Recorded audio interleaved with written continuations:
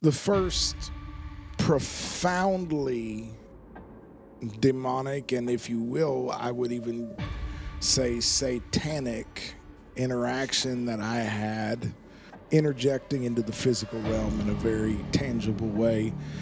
I was 5, and it opened a door of darkness in my life that was just almost unfathomable. If I recall correctly, I think it was that night that a physical demon jumped out of a tree and grabbed onto my back. And then it's 3 prayers that I try to pray when I'm approaching God, when I'm activating like the armor of God for the day for me. When I get to the helmet of salvation, I say, silence the voice of the enemy in my life. Then I pray and I ask God, silence my own thoughts that would betray and deceive me.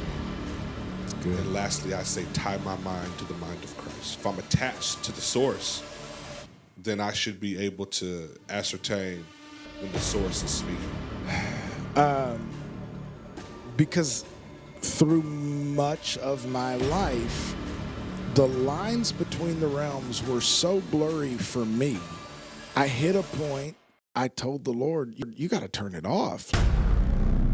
What if I told you you were meant for something more? And what if at first sight your birthright was inked in blood? And what if dominion was written in big bold letters? And what if we shouldn't just occupy but overcome? And what if the observation of opposition was us? Antikemi, the podcast. Hey, before we jump into the episode, I just had to hop on and say thank you to everybody who has consistently rocked with the Antikemi podcast. And wow, we are striving to ensure we present the very best quality. Unfortunately, this last episode, we had a little bit of a technical difficulty at the beginning. And so for the first 20 minutes or so, you'll only see my point of view shot. But we got it corrected, and I know it will be worth you sticking around and hearing what we get into. So thank you once again. Enjoy the episode. We love you.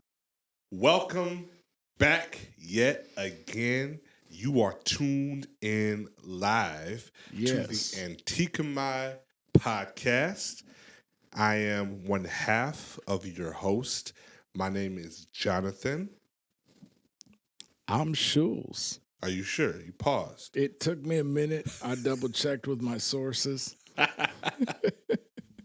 I was totally squirreled out. Yeah. It took you, the enemy was trying to take you out before you got here. Today was stupid. I don't even want to talk about it. It was one of those days, right? This thing can go hang out with Monday. I know. But I'm happy that you made it. I'm happy We're here. You are here. Take that, devil. Right? It's been kind of a interesting, crazy week so far. But good things are coming. Regardless. I just leave it at that. Be. Regardless, right? They gotta be. Oh my God. So we want to just jump right in. You got something on your heart? Something that's burning? The background for the background noise for today is loud, but I think even in our personal lives, just the office, everything, it just was one of those days you just couldn't seem to, I don't know. Teams wasn't working. Go ahead. What were you I was just going going to say, I like the way you put that. The background noise. Right. And I think the way that you identified it, 2 things. As background, it wasn't in the foreground. Yep. Unless you let it be. Right. And it was noise. And right. we've mentioned before the difference between identifying noise and signal. And so I guess making the choice to push past the noise and hone into the signal it's easier said than done. And on Right. days when the noise is especially loud, I don't know. I think that we fool ourselves at times being comforted by the noise. That's uncomfortable. I think even as a parent, especially, when you get to a place, you ever been inside like a Walmart or out in public and you hear that baby that's like screaming or crying or like yelling, mom, mom, dad, dad, dad, and the parent is just tuning them out. They're not paying them any attention at all until That's my house every day. every day. Or even being at like a park or whatever, and there's like noise and kids playing everywhere, and the parent could be on their phone or just having a conversation, but a child cry out, and they're able to pick out the sound of their child. Yes. And they'll just stop and usually go and attend to them. And it's kind of phenomenal just because it's like, how did they pick up their child's cry, their child's voice out of all the noise? Yeah. There's a similar deal when they're infants and they're always making some kind of noise all the way up through like toddler when they're not talking but they're making racket constantly. Right. And you very quickly learn to identify because you have no choice. You have to tune out the noise.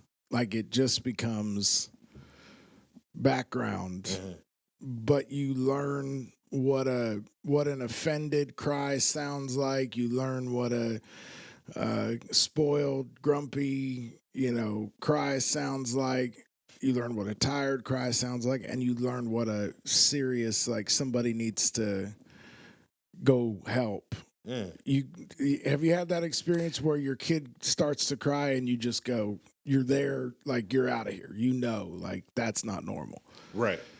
Or what my mind just went to is like, you hear that cry where it's like an entitled cry, like I just want to throw a fit. Yeah. And usually I try to step right in and try to correct that. Excuse me. Right.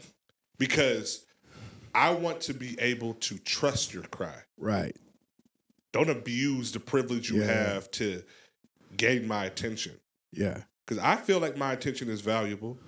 And I'm not saying that my child has to barter my attention or even earn my attention, but I do want to help train them to use what's valuable and use it in a way that they appreciate. Because the last thing, one of the first things I try to like really drill down into my oldest is like, like don't cry wolf. Yeah. Like telling them that story and understand like the power of like, man, when you're crying wolf, it puts you in a position where it's like, I don't want to ever have to second guess when you're actually hurt. Right. Or you're actually needing help. Just because you don't want to do something. Yeah. You're over it. You're tired. Yeah. That's good. You started to say something about finding comfort in the noise. I don't know where you were going with that. Well, I was basically saying that we as parents, we find comfort in the noise because then when it gets too quiet. Right. Then there's a whole other. That's a different level of like response of like, hold on. It's a little too quiet inside here. Yeah. I know people, they're just uncomfortable in the silence. That's super common now. Right. They have to have some sort of stimulus going. Yeah. It's kind of going back to what we talked about recently about being bored and allowing you just to kind of sit in that silence and be bored. But I think even deeper than just being bored. Actually, let me back up real quick. My mom, shout out to my mama. Shout out to she's been tapped into the podcast every episode. Come on now, Mama Bruce. She sent me something that was revelatory. I think I'm gonna share it because it was good. She was saying like when she watched the episode talking about the board games that we play and how we use the word bored. What her mind went to was that you need to be bored. I see where you didn't get it from nowhere. Apparently not. Like she I was like, okay, mama. And what she was saying was that when you drill a hole, you create the capacity for it to be filled. Yeah. And how we need to allow the Lord to kind of operate on us. Like, you need to be bored. Yeah. And this is why. And so she took it from a different point of view. And I like it. I loved it too. I was like, this kind of goes right along the same lines of what we were bringing out. And so, yeah, like I encourage you guys, if you are kind of gaining insight, revelation, knowledge, something that we could have, expanded upon. Yeah, we want to hear from you. We want to hear those type of that type of feedback. Yeah, agreed. If it brings things up for you, whether that's questions or it spins you into a line of thought that you found profitable, I really want to see the whole, this is Antikemi the podcast, but I really want to see the whole thing take off as an actual resistance movement of people helping each other come out of Babylon in our day-to-day existence.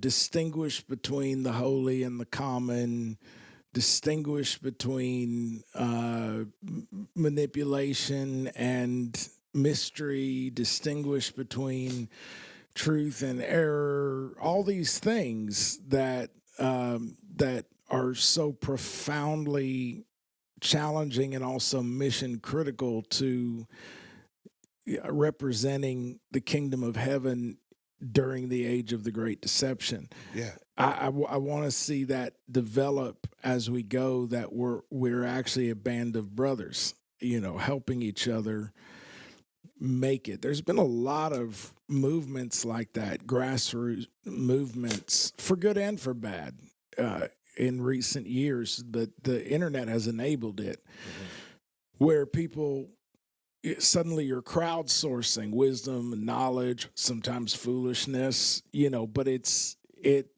more than the sum of its parts. Yeah. Because there's this beehive effect. I got a question though. Yeah. This may sound crazy. If you're in an elevator and you were to give somebody an elevator pitch. If I'm in an elevator, okay. I guess you would have to be in an elevator to give. Well, I thought you said if I'm an elevator, but then you had me pitching, so now I know we're in the elevator. Okay. Well, you are an elevator, sir. Don't sell yourself short. I speak life over you. Look at you speaking life in the mirror. Speak life over you, sir. But if somebody were to ask you, you keep telling me we need to get out of Babylon. I'm comfortable in Babylon. Why? So that would assume somebody that even knows what I mean. Right. But that's exact what you just said. This isn't the elevator pitch, which is for the record, which is a very good, I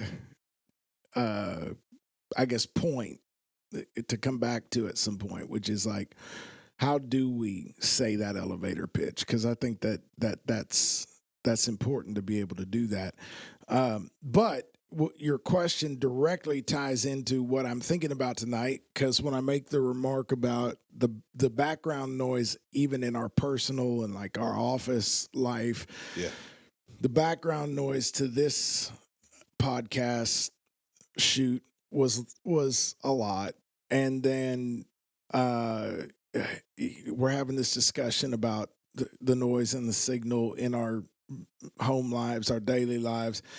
But I did note on the way over here, I've referenced this before. We've talked about this a little, but about a third of the way over here tonight, I realized that I had gone from listening to something in the background that was informative and it was something that I had purpose in listening to, and it had crossed over into just some entertainment that was going on in the background. Gotcha. And I realized, okay, this is probably one of those moments where it'd be good for me to be quiet for a few minutes, just get in some of that silence. And, I was praying under my breath already. I just turned it off. And so as soon as you turn off the noise, you're immediately confronted by it's all, to me, I find it jarring because when the external inputs, we talked about that with the default mode network, when the external inputs cease, one of the first things that you'll notice is however much noise is actually going on inside of you. And in fact, I saw, I almost said, hey, bro, like, how would we do that thing where you watch something on the podcast and comment on it? Because this girl, it was just a reel or a TikTok, and she just jumped on saying, like, how's it going to be 1:30 in the morning and God just, like, flattens me with, like, backhands me.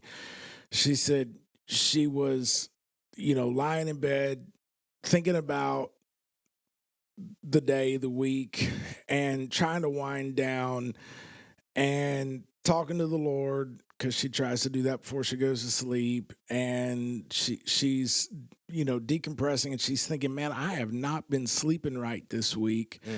She said, I haven't gotten to sleep before 5 a.m. hardly any days this week. And she said, every night when I turn off everything and try to, like, go to sleep, start unwinding and talk to the Lord a little, she said my mind just goes into hyperdrive and God talks to me. So she said, like, he's been talking to me until, like, late at night, and I haven't wanted to miss it. So I've been like, this is a real young girl. Like, I'm going to guess she's in college probably, And she's saying, he's been talking to me late in the night. I haven't been wanting to miss it, but it's killing me during the day.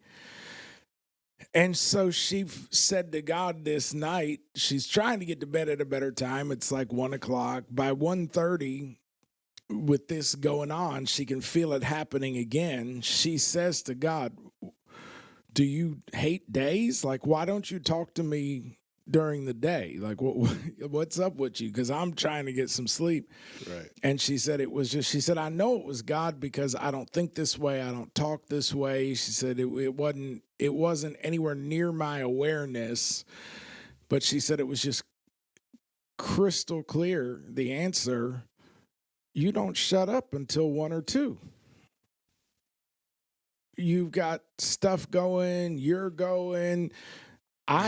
This is my chance. You don't give me an opportunity to even get through to you.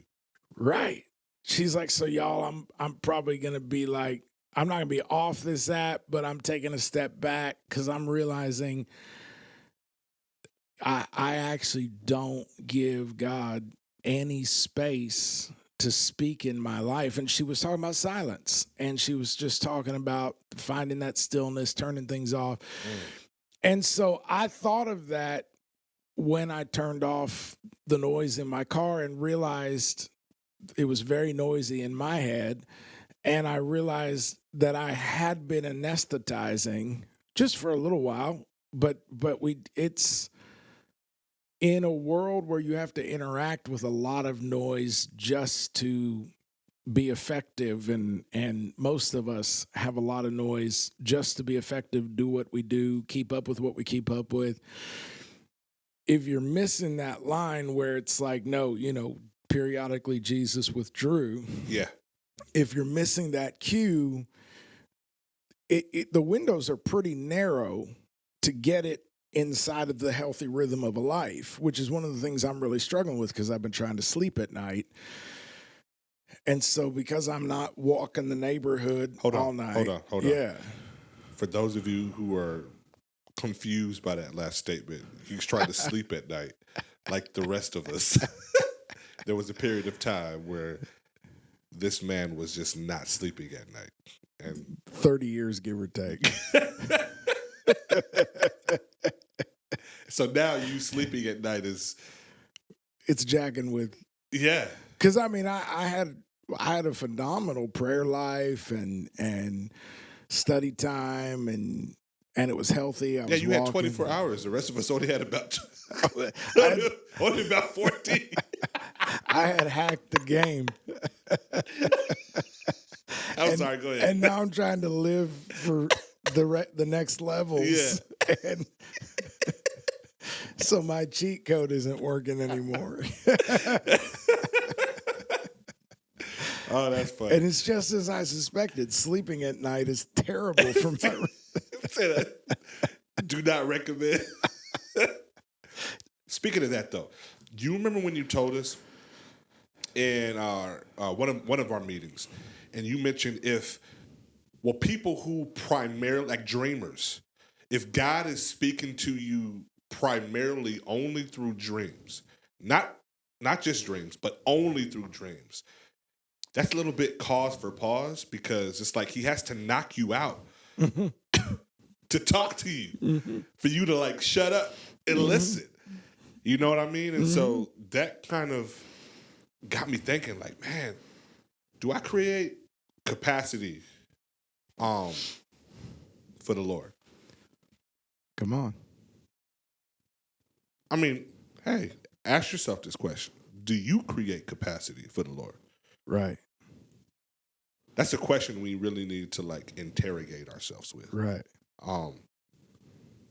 I saw a buddy of mine I saw on Facebook, and he just had a picture of this flip phone.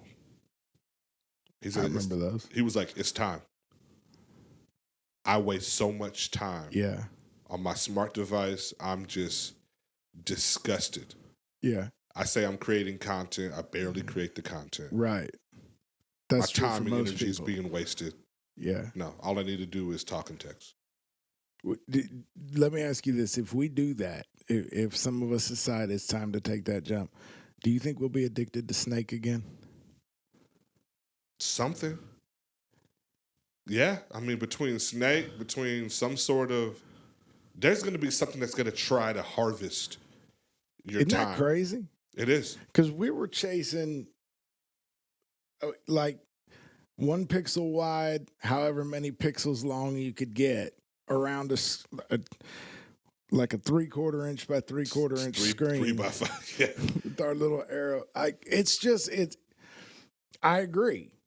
And it was way less so than it is now. But it's wild when you track how much this has happened at each step of the way. It's just we're in like end game territory. We're actually not in the end game. We're edging up on the end game because, in my opinion, the end game here is all of this tech is integrated into us.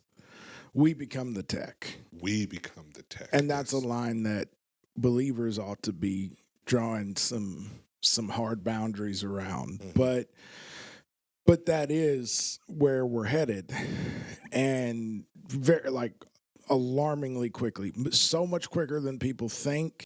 So this biometric stuff, this human or body area network and all of that stuff is coming so much more quickly than I think probably over 99% of people are still blissfully unaware, certainly of where we're at in that process. Yeah.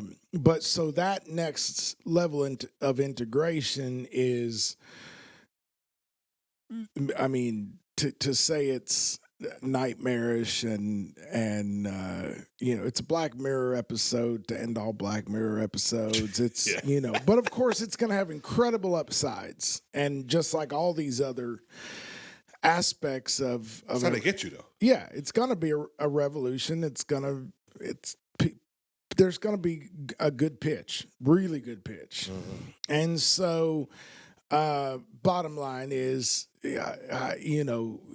your buddy talking about going back to the old phones and all that.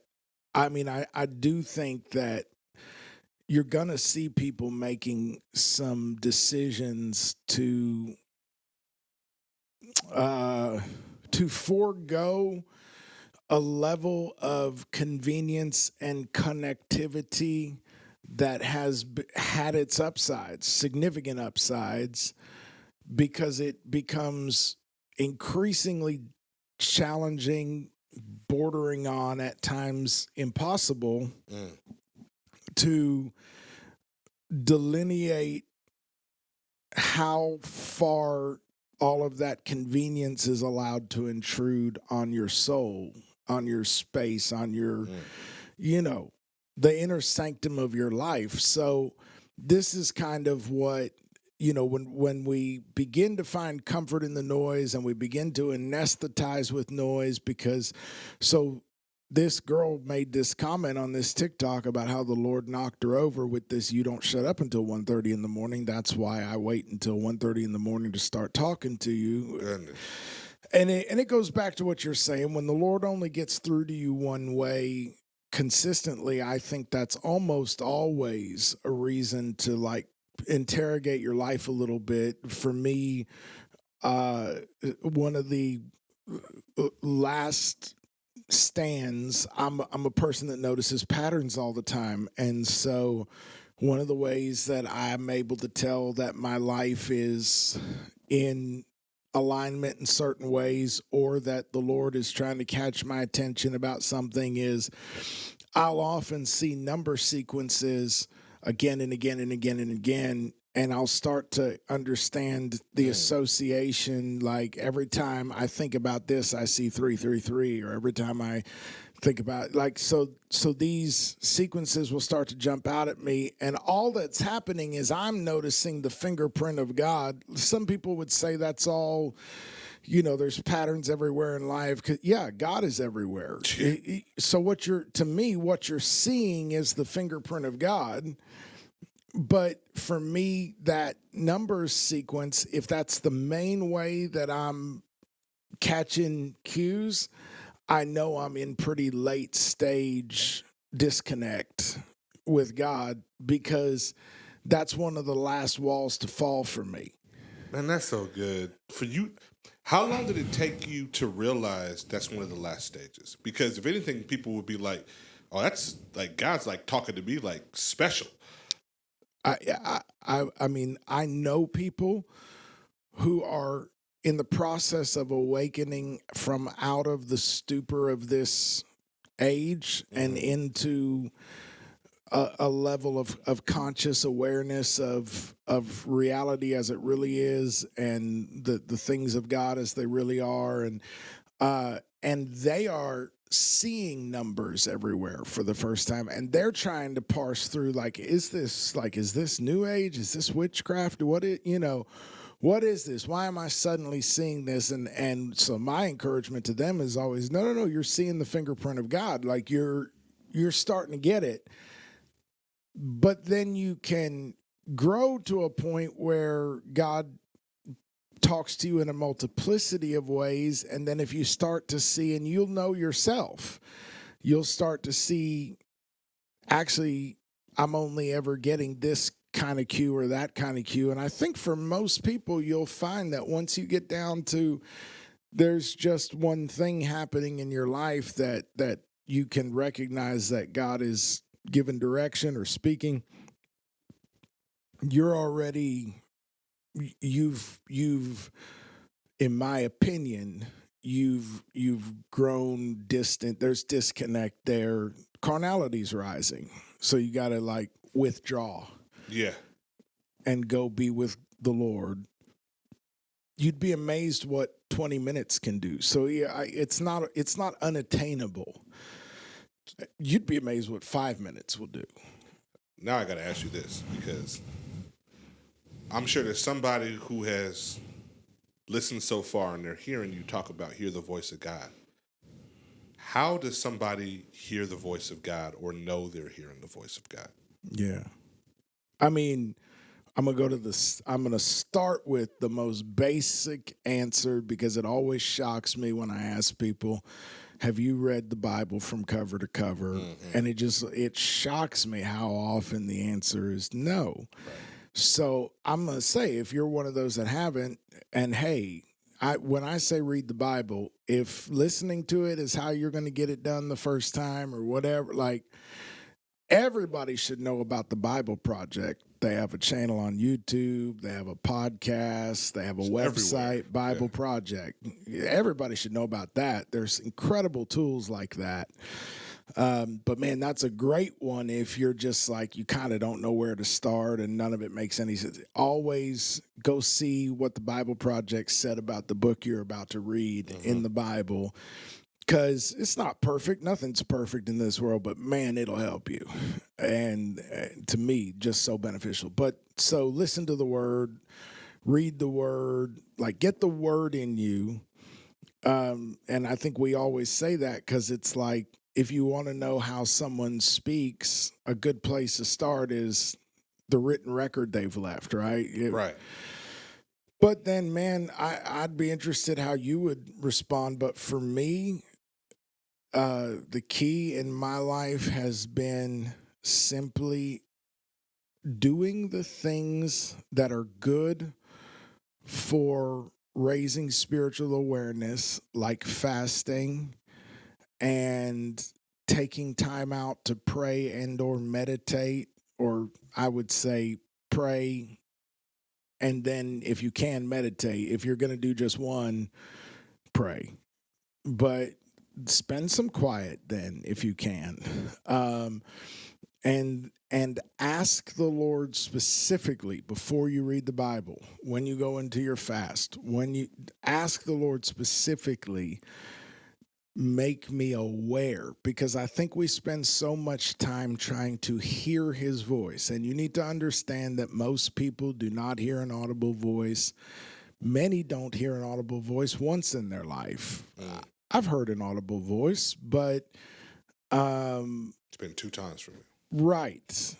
For me, it's once very clearly, and once I remember it as audible, but I can't remember if the audible was inside or like a, you know what I knowing. mean? Yeah. But it was like it had sound to it, but I don't know if the sound hit my eardrums or if it was just Imagine like when you hear something in a dream. Yeah. But it was sound. But so both of us, we've spent our lives pursuing God, and both of us are saying, yeah, a couple times there's been an audible component. So don't worry about audible. Some people go their whole life and don't have that experience. But when we say hear God, we're talking about an awareness of what God has to say about your life and his will in it. And so I would encourage you to get familiar with his voice through the word, then invest in the things we know are good for heightening the spiritual senses, and specifically ask him to make you aware of the way he speaks into your life. And then just wait and expect it, because he will. Ask him to make you aware, because it's not that he's not speaking, and it's almost certainly, if you're a believer, to me, it's not that you're not hearing. It's not that you're not hearing, it's that you're not hearing. So it's what you said a little while ago about in a noisy house. You just haven't learned how to distinguish that one sound that you're supposed to be like on alert for. The sound is bouncing off of you. His voice is bouncing off of you. It's not that it's not present, it's that you haven't learned to distinguish it, in my opinion.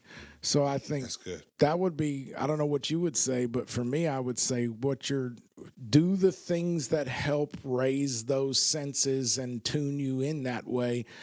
Ask for the awareness and expect it, but I would encourage you, you're not trying to hear something you've never been able to hear before. You're trying to discern something you've never picked out of the noise before.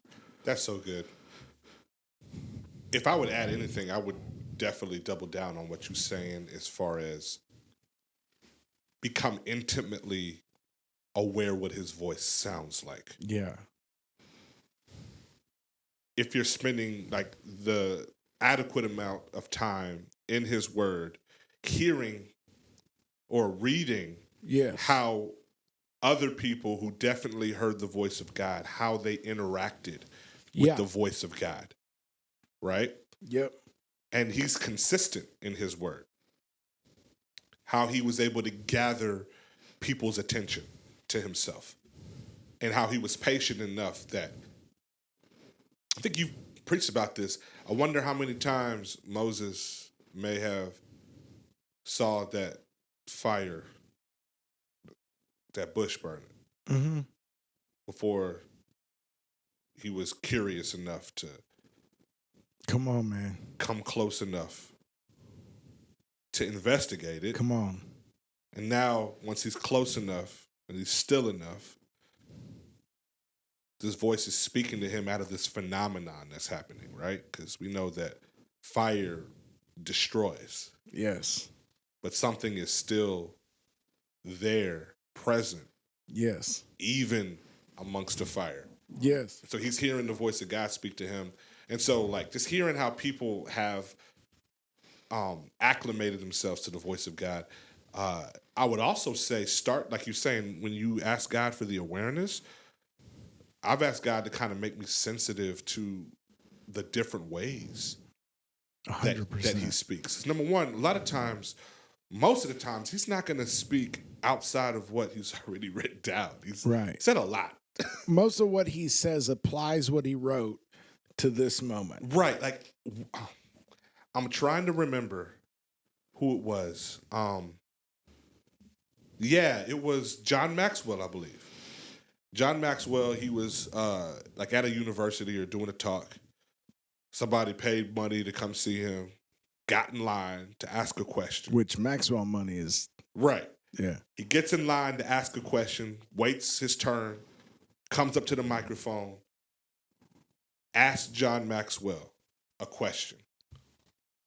And I forgot what question he asked him, but John Maxwell takes a moment and looks at him and said, I answered that question in this book I wrote about 2 years ago. Have you read that book? Yeah.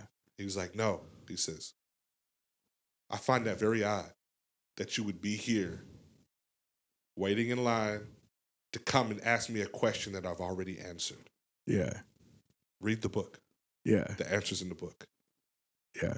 And like people were just like, oh my God. It's just like, yeah, but what? He's already said this answer. Yeah. You know what I mean? Yeah. In other words, read the body of work. Read it. Like actually read it. And then read it again. Yeah. And then read it again. Yeah. And then it's 3 prayers that I try to pray. And I've shared it with a lot of people who I've talked to and mentored. When I'm approaching God, I try to make it a part of my morning prayers. When I'm activating like the armor of God for the day, for me, when I get to the helmet of salvation, I say, silence the voice of the enemy in my life.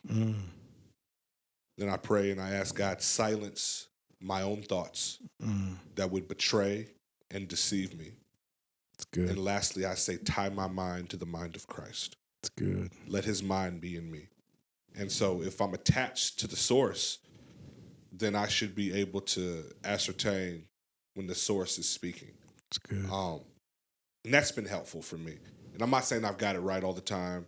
I think there's times where I've definitely tried to attribute what God said, and it wasn't him. It was my own desires that I felt were matching his, and so I had a green light, I thought. Nothing to do with God. I think God and the devil get blamed for a lot. It's true. they get blamed for a whole lot. It's true. They got nothing to do with either one of them, right?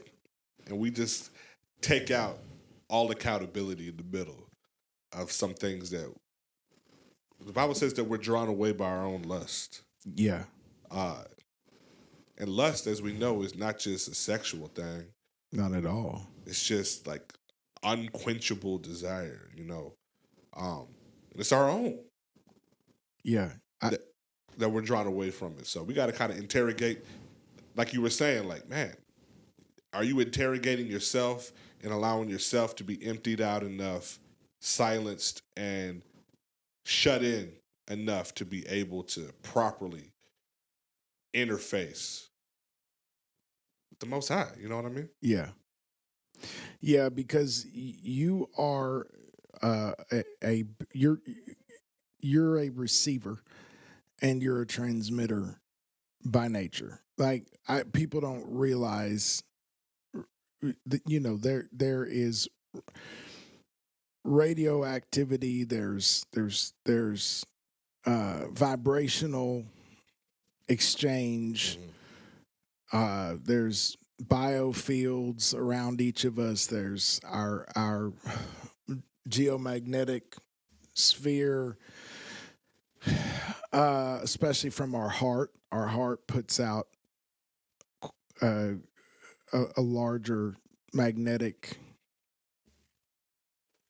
field than our other organs, and so the there's a lot of God designed you. Okay, let me put it this way.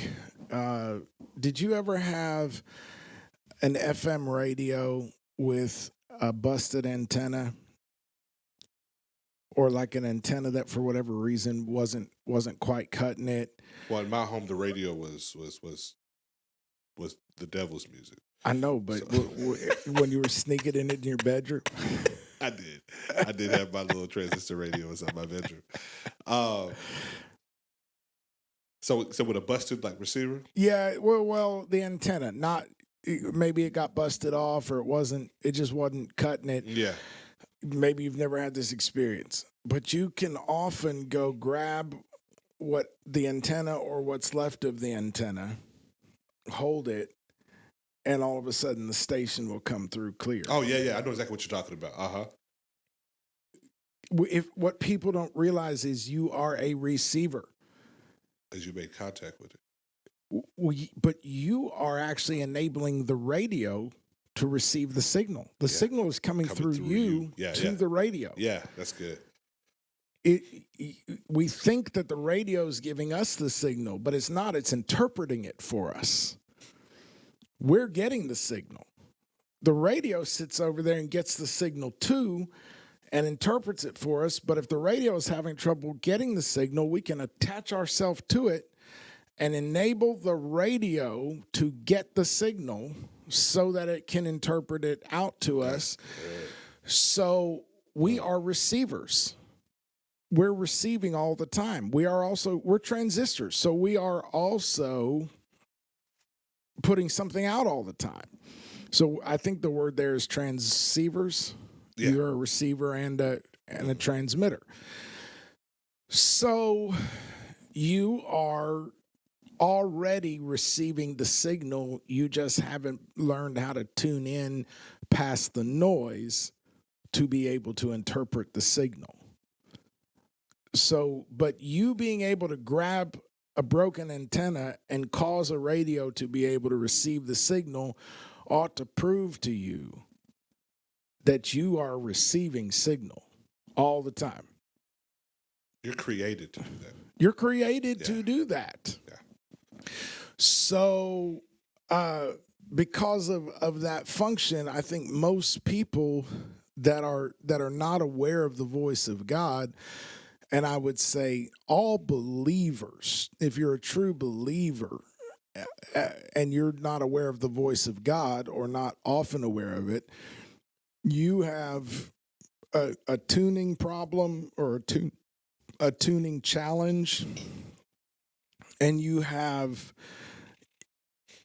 maybe a volume challenge, but you're getting the signal. You just need to learn how to isolate and identify it. And what you said about the John Maxwell story really rings true to me, because like, right now as we record, we're in the fall feast, the winter feast of the Lord. Yeah. And as often happens, at this time of year, especially in years where it's abundantly evident that there's many signs pointing at the imminent return of the Lord and all of that. False prophets have arisen. Boy, have they. Yeah, that's the thing. It kind of they reached an audience that kind of dwarfed what we've seen in most of the past. I think we've seen I think our parents, I often heard about 88 Reasons He's Coming Back in 88. So there have been moments. But 1988, even numerically, you can see why people were thinking, and the Cold War and all that. So you can see why people were thinking it's time. It's time. So I think when global events start to coincide with biblical timelines, people start to go, and there's always either opportunists or just deceivers, because the opportunist is not always the person doing the deceiving. It can be the serpent that sent them on the mission. So that doesn't excuse them from being a deceiver, but it's not always conscious on the part of the deceiver, but often I think it is. They're just opportunists. And so this time, because of the nature of social media and the level of knowledge that has increased in the earth, where a lot of people are aware now that these are the feasts of the Lord, there's a lot more people, especially in the younger generations, that are aware of some of these things. And so they're going, actually, when they hear somebody saying, I know when the Lord's coming back, that may trigger a connection in their mind. Hey, the date that person said coincides with it. In this case, this year it was trumpets, and now they've bumped it off to tabernacles. But as we record this episode, all this noise is going on, and these false prophets have attracted massive audience because of the nature of how much knowledge has increased and how easy communication is. So you've got prophets across continents claiming to speak for God, who what they are saying flies in the face of biblical record. In fact, they themselves are a clear sign of the times, because they are among those who are saying, he's over here. He's over here. Yeah. Look, yeah. You know what I mean? So they fulfilling their part. Luke 21, Matthew 24, they're doing their part. So, and they have given rise now to mockers. And the mockers are just waiting for the opportunity to come out and say, yeah, y'all are a bunch of idiots to believe this. And we've now given them that opportunity. Yeah. And if they don't repent, we have, I think I said this on another podcast recently, but we have complicated things for them on Judgment Day. It will be worse for them now that they've added being a mocker to the list if they don't repent. And the false prophet, the ravening wolf that triggered that opportunity for them to mock, will be called to account for that. So will they, but he will too. And so it was distressing to me to see, TikToks of people weeping about how their loved ones won't believe them. They can't reach them. They're just so sad that they're going to be, either caught in the tribulation while everybody else gets a free pass, or they're going to be, eternally damned. And now I just think about how much more complicated the process is going to be for those people to try to reach those loved ones after they pick up the shattered pieces of their own faith, assuming they're able to even deal with the shame and the confusion and the embarrassment and it all. And I say this with no, I'm not saying this to shame anybody. Like I'm telling you, my heart is hurting for these people. I'm not, this is not throwing stones or kicking somebody while they're down. I just need you to know you could have avoided this if you had known the word. Because if you knew the word, you would have recognized that person hasn't heard from God because God won't say that. Whew. Don't even recognize what God would and would not say. I mean, I think we've talked about this, but I don't know if it was in this venue, but how many times have you heard someone will tell you that someone said something about you and you don't even have to, you don't have to go investigate because that's not that person's voice. I think you mentioned your wife when you gave that example the first time. And I'm the same way. Someone could tell me something that my wife said. And if it doesn't match who I know her to be, her character, how she carries herself, or even how I know she thinks, I could dismiss it. You don't even have to, it doesn't have to slow you down. Right. You might have to practice a little discernment to know why that person said that to you, because it could be they're just a lying, conniving, but it also could be that their own trauma caused them to think they heard something that they didn't hear. Confuse what was being said, twist up the words, misrepresent it. That happens all the time, right? I think about, too, it's the age-old example of bankers who are learning, like tellers, when they're learning how to spot counterfeit money. Wow. The training they give them is they don't give them a bunch of examples of fake bills. They don't study fake counterfeit money. They study the real thing. Yeah.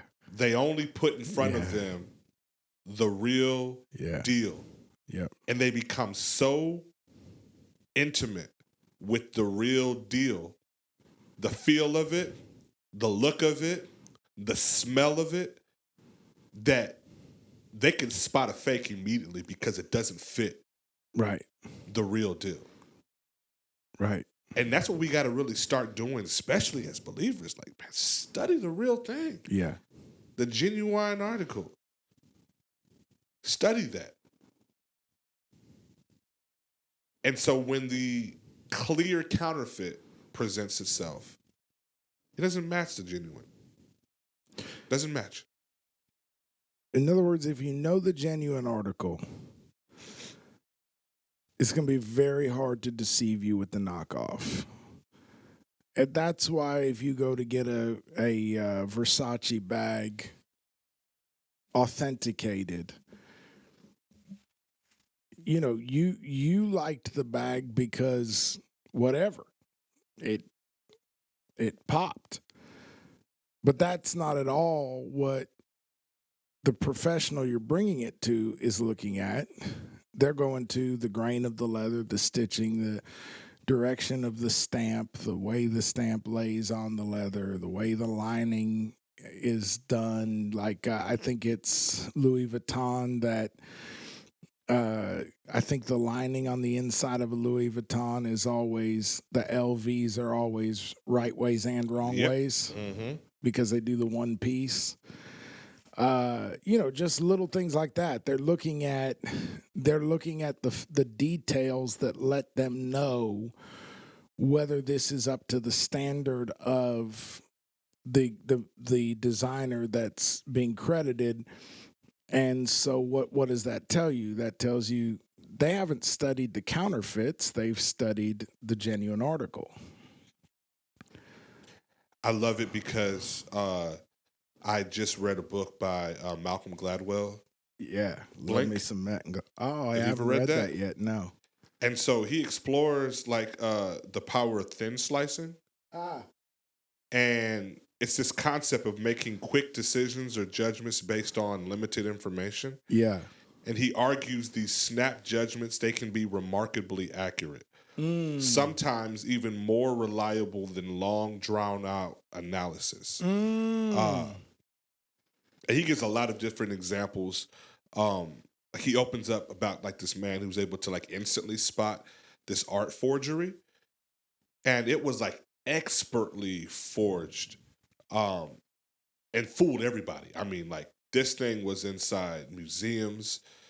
It had like, they were trying to auction it off for millions of dollars.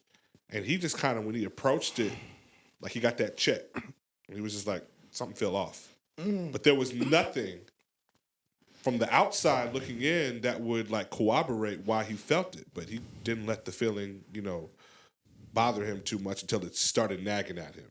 And then upon further, research, they were able to determine like, oh, this actually is a forgery.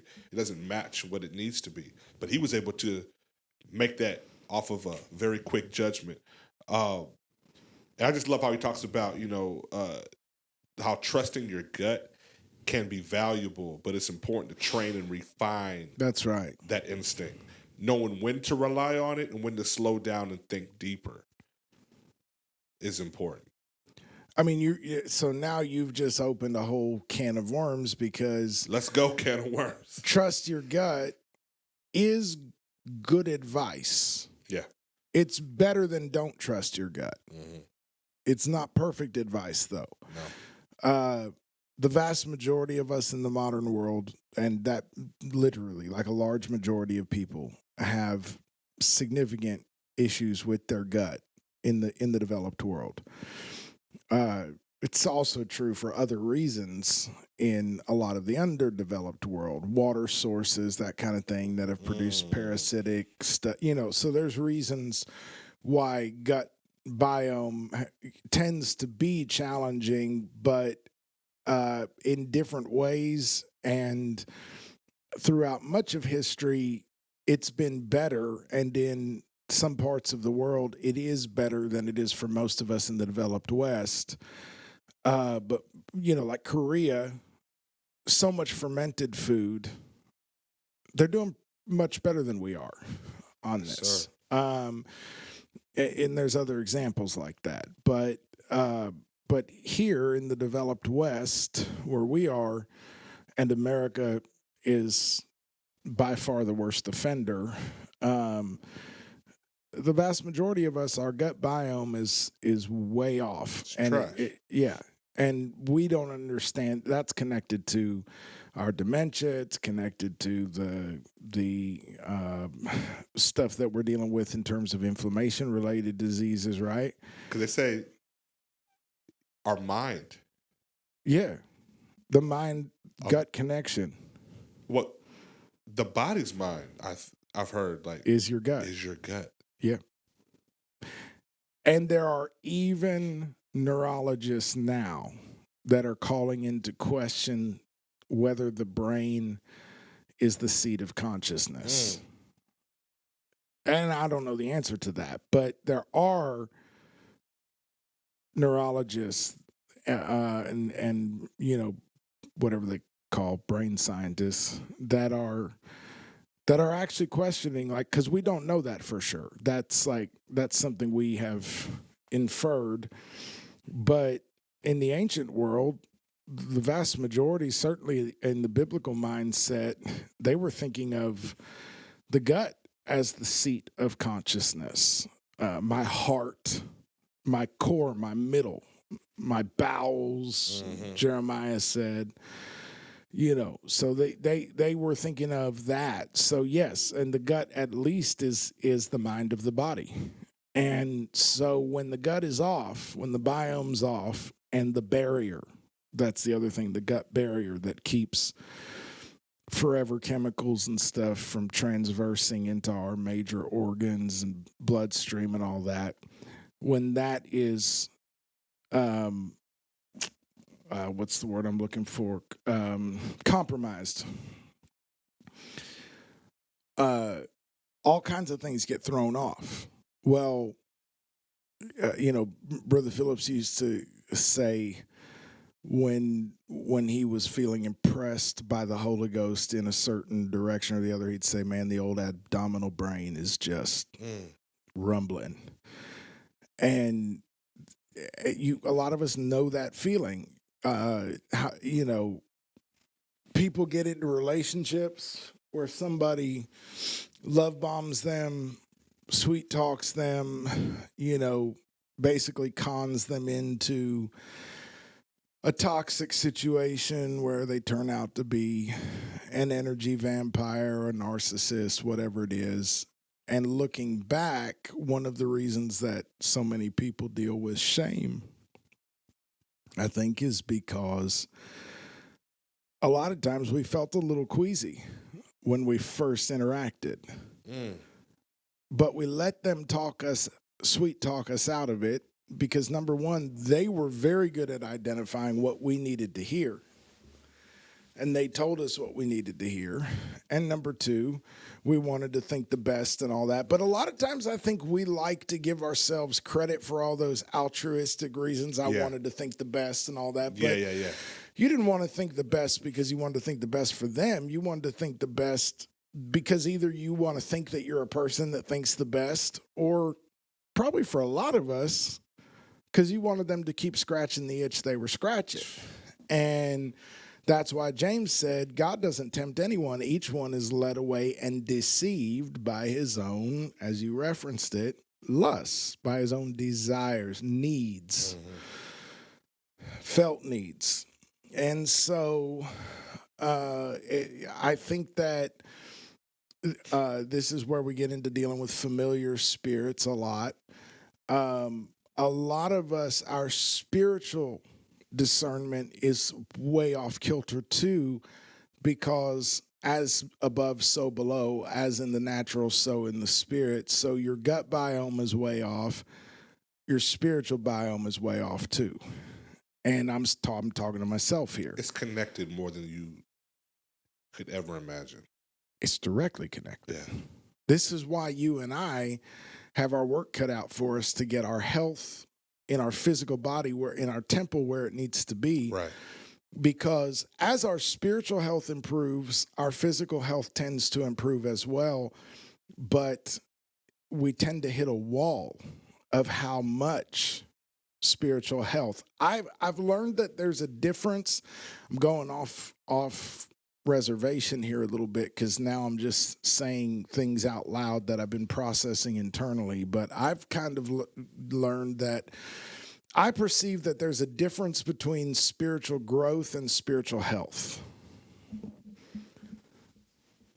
I am growing by leaps and bounds spiritually, have been for years. But I need to get healthier spiritually. I deal with a lot of maladies, spiritually speaking, that I don't think I need to. It has to do with the fact that I have not gained as much healing as I have gained growth. I have become much more spiritually conversant, much more spiritually engaged and activated, and I interact in that realm a lot. But there's a lot about the way I do it that's not as healthy as it should be. Boy. We conflate growth with health. A lot. And I think it was Pastor Brandon that said this. Fender? Yeah, Brandon Just Fender. for the sake of... Yeah. He talked about, like, understanding not all growth being good growth, because some growth is infection. True that. You're swollen, but it's not because anything good is happening on the inside. And we have to always... Man. Well, let me back up. We need to understand the things in the spirit are not all good things. Right. There's a very, very real spiritual world that's around us that we interface and interact with, sometimes, whether we know it or not. And so just because you're growing spiritually and becoming tuned to the things of the spirit, aware of. right, doesn't mean necessarily that you are healthy and growing how you need to. That's good. Keep going. I mean, what is cancer, right? I mean, I'm not a doctor, but I'm just saying, armchair perspective here. You could say, I think, from a layman's point of view, that cancer is the multiplication of cells that have become disconnected from, they're misallocated. They're in the wrong assignment. Mm-hmm. And so there's growth there, often unbridled, extreme growth, right? But it's a problem because it's at odds with the health of the body. Yeah. So this is really what I wanted to get into ultimately tonight. We're really up in it because I think that there's a real challenge for people that are becoming spiritually aware. I'll give you an example. So I became aware of being a spiritual being probably much earlier than most people do, or many people do. Certainly I've gotten a lot of wild-eyed looks when I've told my story. Yeah. But the first profoundly demonic, and if you will, I would even say satanic interaction that I had, that's unambiguous, that just is what it is. It was the spirit realm interjecting into the physical realm in a very tangible way. I was 5, and it opened a door of darkness in my life that was just almost unfathomable. And that interaction made me keenly aware that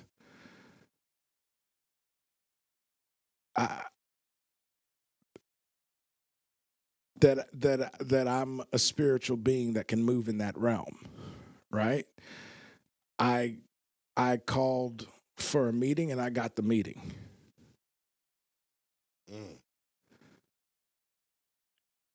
And when the Lord of the Flies showed up in my backyard in taking physical form, that leaves an impression on your life. You're 5. Okay. Like, I know some things now. I know that all that is not just in the Bible. I know that there's something behind all this talk that I'm hearing at church. And I'm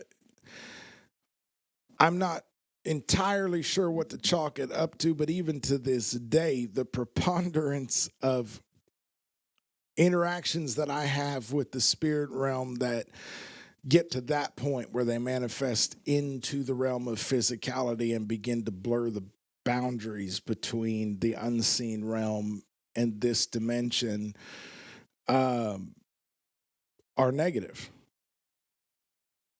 It has to do with the kingdom of darkness. And that's a little hard when God is a voice in your heart, but the devil can be a beast on your back porch. Like, it's, and so I hit a point when I was truly committed to surrendering my life to Jesus, because through much of my life, the lines between the realms were so blurry for me that I just, my understanding of and my way of moving through the world was just profoundly different than most of the people around me, because I was constantly having to parse what was happening in which realm. And how much of it could people around me see? And obviously, when you talk about that, it sounds like mental illness, for one thing. But I hit a point pretty early on, once I had truly surrendered to Jesus, that I told the Lord, you got to turn it off. Like, I can't with this. I don't know what this is. It's too much. Yeah. You know the famous line from Monk, the TV show, it's a gift and a curse. I wasn't sure about the gift. I knew the curse. Like, this thing is just too much. And a lot of times it was straight up discernment of spirits, where I would just see somebody as they actually were and not the way they were presenting themselves. Wow. And it made it profoundly difficult to find a church to get connected to. Yeah. After I wasn't where I had grown up. And so, the bottom line was, I told the Lord, you got to turn this off, because I can't handle knowing all that and trying to work on me. And he did. He turned it off like a switch. And for 2 years, nothing. And it was so enjoyable. Did you see the poem that I quoted? I never got to it in my notes, but a couple weeks ago I had dropped a stanza from a poem. Oh, yeah. In my notes at church. And let me get back to it here.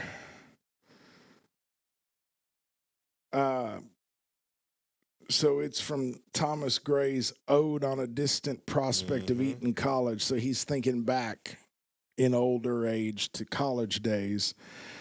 And he has this stanza. To each his, and part of it folks will recognize, because we've drawn a common saying out of it, a cliche. To each his sufferings, all are men, condemned alike to groan. The tender for another's pain, the unfeeling for his own. Yet why should they know their fate, since tomorrow never comes too late, and happiness too swiftly flies? So why should people have to know what's to come, because what's to come is coming quickly enough, right? Thought would destroy their paradise. That line right there, when you realize what this is behind, I think for most people it will change the import of a saying we use all the time. But thought would destroy their paradise. No more. The paradise would be no more. Where ignorance is bliss, 'tis folly to be wise.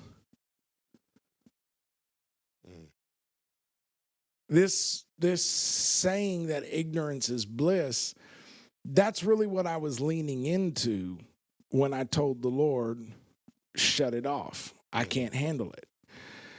And to kind of make a long story short, I lived in that state of like, thought would destroy this paradise. Like where ignorance is bliss, it's folly to be wise. And I did. I was able to put down roots. I met my wife. I got direction. I got set in the right direction. And then God had to threaten me through a prophetic word if I didn't agree to turn that back on. Whew. And so I cried uncle, and he turned it back on. And if I recall correctly, I think it was that night that a physical demon jumped out of a tree and grabbed onto my back. And like when it turned back on, it was back on. There was no ramp up. No ramp. Like we were just right back in it. And after a little while, I called an old prophet. I said, Mike East, I said, Brother East, like, I can't handle the noise. It's so much. And this is why I'd asked God to turn it off. And he wasn't very nice about telling me to turn it back on. Right. And now it's back on. I feel like I've been blackmailed into having this giftedness in operation. And I can't deal. It's just it all comes at me all at once. And I can't deal with it.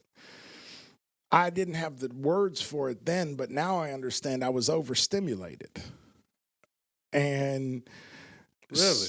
Well, yeah, because I struggle with that IRL because Anyway, yeah. yeah, just in my daily life, because that's one of the aspects of neurodivergence is you tend to get all inputs at the same volume. So like one of the things that I'm subtly aware of as we're sitting here is that I'm completely aware of this light, this light, this light, this light, these screens, these mics, the way this jacket feels, the way my insides are feeling because of having wolfed down a quick dinner on the way to, like all these inputs are coming, the temperature, all of it, I'm getting them all at the same level. So when I leave here tonight, I'll be wrecked because I don't really have that filter that tells me like we don't need this information, that information, you know. So I tend to get it all at once and all at the same volume. And learning how to function through that, that's why I tend to be pretty good in crisis because You said that all the time. everybody else is panicking and this is just another day in paradise for me. Like, Just like, yes. this is another Tuesday. It's called life. You're right. So spiritually speaking, I was having that same experience. And so Mikey's response was just so simple. He just said, son, have you ever turned a dial on an old school television? I said, well, don't tell my parents, but yeah. He said, you know, when you're in between stations and you're getting some of this one, some of that one, some of the static and all that. I said, yeah. He said, that's where you are. You just need to ask the Lord to help you identify which station to be tuned into when and learn how to dial it in, and you'll get the stuff that you're supposed to get.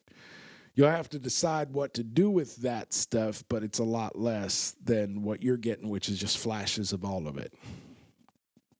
That's so good. Changed my life. That's profound wisdom.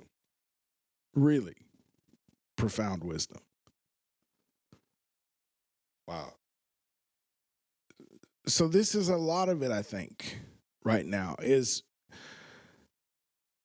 we're all receivers and transmitters, but we're all receivers, and the inputs are so high right now that a lot of people, I think, are just, it's just they're getting a flash of this, a flash of that, a flash. And part of hearing God's voice is just to say, Father, which station are you broadcasting from? Where do you want me looking right now? You know, apparently this must be common to the human experience, even though it's so elevated in our generation, because there's an old hymn that we used to sing that says, turn your eyes on Jesus, look full in his wonderful face, and the things of earth will grow strangely dim in the light of his glory and grace. Whew. So apparently this is largely, we're discussing here the human experience just being had to varying degrees of intensity and in different contexts. But I think we're just experiencing a speed run in this age of something that has always been a factor, and something that Jesus probably encountered more than any of us ever will, because I can't imagine what the process must have been to learn how to walk through this world with the Spirit of God dwelling in you without measure, Oh my goodness. fully aware of all things on all levels at all times. You know what I mean? While maintaining poise and dignity and clarity and compassion and perspective. I'm even thinking of like as he's on the way to heal Jairus' daughter. Mm-hmm. So he's like, I'm focused on this mission, pushing through the crowd. And of course, we know the story. The woman with the issue of blood, she comes, she touches the hem of his garment. Power is transferred. Have you ever thought about what the difference between her touch and everybody else's was? Because remember, that's what the disciples said to him, right? Everybody. He said, "Who touched me?" And they said, "Who didn't?" Right. I mean, which gives you a sense of like they were at Woodstock, man. You know what I mean? Like Yeah. they were in a mosh pit. They were just getting jostled and pushed, and I'm sure there were guys pushing past lemonade, 3 shekels, lemonade. You know what I mean? Like it was fish, dried fish. Mm-hmm. You know what I mean? Like it had to be crazy. It's chaos. Chaos. Who touched me? Have you ever like thought through what was the difference between her touch and everybody else's? I mean, when I've thought about that, I've always thought it was her level of intention. There it is. That's the word. Yeah. Intention. That's the word. To me, like, because that's literally the word I was going to use. She touched him with intention. God responds to that. The God inside, the God within the man, the God man had it all marked as noise until there was intention in it. And when that intention was there, You see that pattern all throughout. I don't want to stop you, Trey. no. But you see that, I see that pattern especially on the road to Emmaus. And you brought that out about how Jesus intended to leave them. He was going to go. But they restrained him. It was like, no, come with us, right? And so he stayed. And he was able to open up their eyes all the more. And this is kind of circling back to what we were saying as far as like our gut being the mind. And I just started making this all type of like, that's how my mind works, like connections between, like the power of fasting and allowing our gut to be empty and not work. But that's the opposite of what was happening while Jesus was here. And the other Pharisees were like, why don't your disciples fast with you here? And I love what he said. He was like, I'm here. Yeah, we're in the party. Right. There will be a time where I leave and they will fast. Yeah. But that's one of the reasons why we fast even now. Yeah. To come into his presence. Yeah. But when we're in his presence, we're eating. We're partaking. We're enjoying him. Why would we deprive ourselves of the good and perfect gifts that come down from the Father of lights, as you just eloquently preached about? Number one, we don't know how to receive, even though we are receivers. We got to know how. Because going back to your example with the radio, if you didn't recognize the ability that you have to receive, to be a receiver, you would not have made the intentional touch point to interpret the signal that was clearly being broadcasted. There was nothing wrong with the signal. We had to just make the connection, close the loop. Yeah. And now you've brought me back to where I was the other day with the lyrics.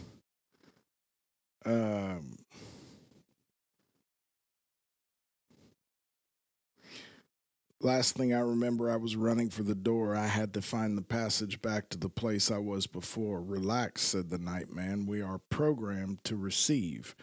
You can check out anytime you like, but you can never leave.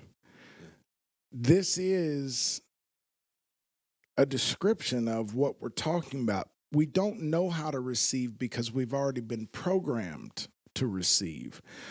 What we're looking for is reprogramming, which involves deprogramming. Come on. Which is where the chaos lives. So I want to encourage people, because I would have to think that most people that are not in any stage of an awakening probably have not listened to more than a couple minutes of any of the content we're putting out. So I would tend to think that anybody that is with us by this point in any given episode is probably undergoing some kind of awakening in their life, some kind of spiritual awakening, consciousness rising, where you're trying to feel your way through a minefield of confusion and disappointment. 100%. And the chaos is necessary, because anytime you're going to build a new structure on a used lot, you have to destroy the old structure. So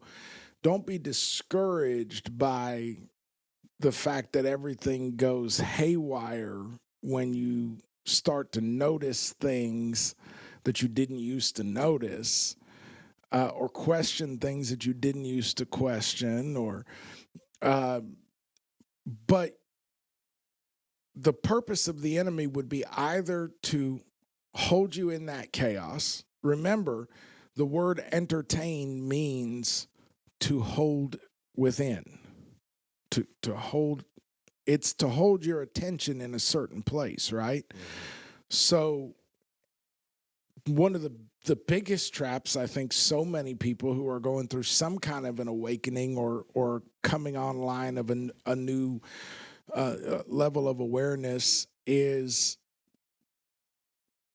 to find solace in the entertainment value, because that itch is so readily scratched now, where if you're becoming aware of things in the world that you used to take at face value, and you're now tracking the fingerprint of the unseen hand behind it, you're noticing the man behind the curtain. Yeah. Well, one of the easiest ways for darkness to keep you trapped in the matrix is to just entertain you with it. As long as you never do anything about it, you can rise to any level of awareness you want. This is what we mean by the difference between spiritual growth and spiritual health. You can come awake and become aware, as long as they can trap you, they can hold you in place by entertaining you with unlimited quantities of content about that rabbit hole that opened that for you, or the endless rabbit holes that split off from it. You're still trapped in the matrix. You just happen to know it now, but you're still trapped in the matrix. And you may even, for a time at least, fool yourself into thinking you're not, and you're better than everybody that is so stupid, all the sheeple. When you hear people say sheeple, you can take it to the bank that person is still trapped in the matrix. And if you say it, if you call people sheeple because they don't see what you see, take that as a cue that you may be aware, but you're still playing the role that you're supposed to play. because now you've become controlled opposition. You're not Antikemi. You're actually a critical part of the game, because all the players in the game of the Great Deception have a role, and some of them, it's to be awake and aware, but impotent. And that is necessary because you can't keep everybody asleep. So you need a place for people to fit within the world wide web of deception. There needs to be a place for those people to fit where they can be aware at a level but never break free.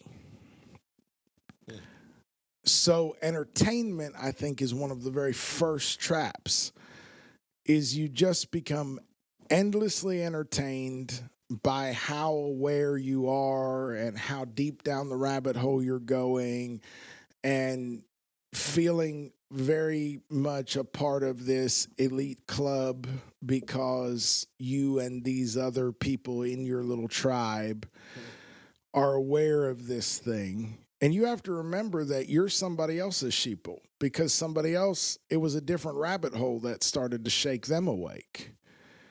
And they're looking at you and they think you're one of the normies because you're in a different rabbit hole, but they can't see the one you're in because they think the whole game is in the rabbit hole they're in. Yeah. So this is a critical part of, you have to remember, the Great Deception is an elaborate scheme that has been being deftly woven together over eons. And we're now in the final act, and all the players are coming online and all systems are functioning. And so there's a spot for you. You can check out anytime you want to, but you can never leave. That's the key. That's the thing. So the deprogramming produces chaos when your illusion is shattered by an awareness that, hey, that thing isn't what I was told that it was.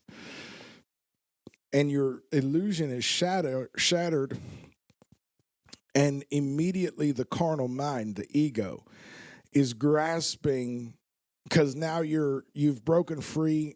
Going back to the other episode, you're no longer pinned against the wall by the centrifugal force. Mm-hmm. Now you're falling into the guts, and you're looking for somewhere to latch on and reattach and find your identity within that machine again. And so it's designed that a lot of people can be placated by just forming a whole new egoic identity that just incorporates this new level of awareness. But all the attachments now hold you again within the machine, and now there's no problem. There's no problem for hell in you being aware. And so now what has happened, the brilliance of the deception is, actually, you are deeper in the deception than you were before. Yep. Jesus said, man, I feel the Holy Ghost. Somebody needs to hear this.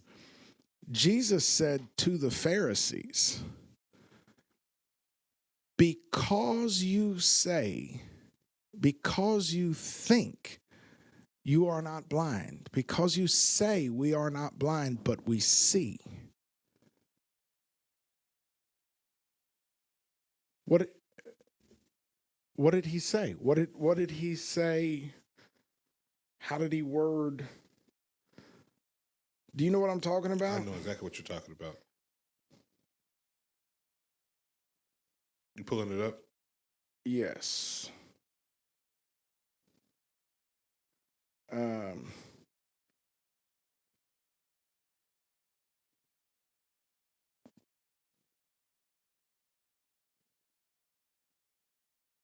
Let's see here.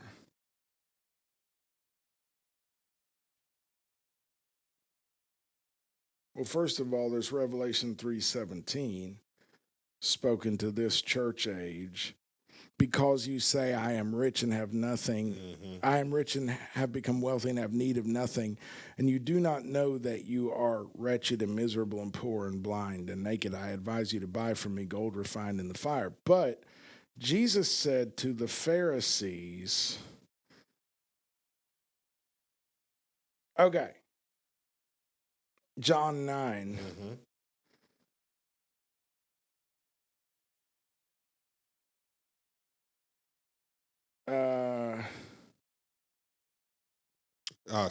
Verse 41.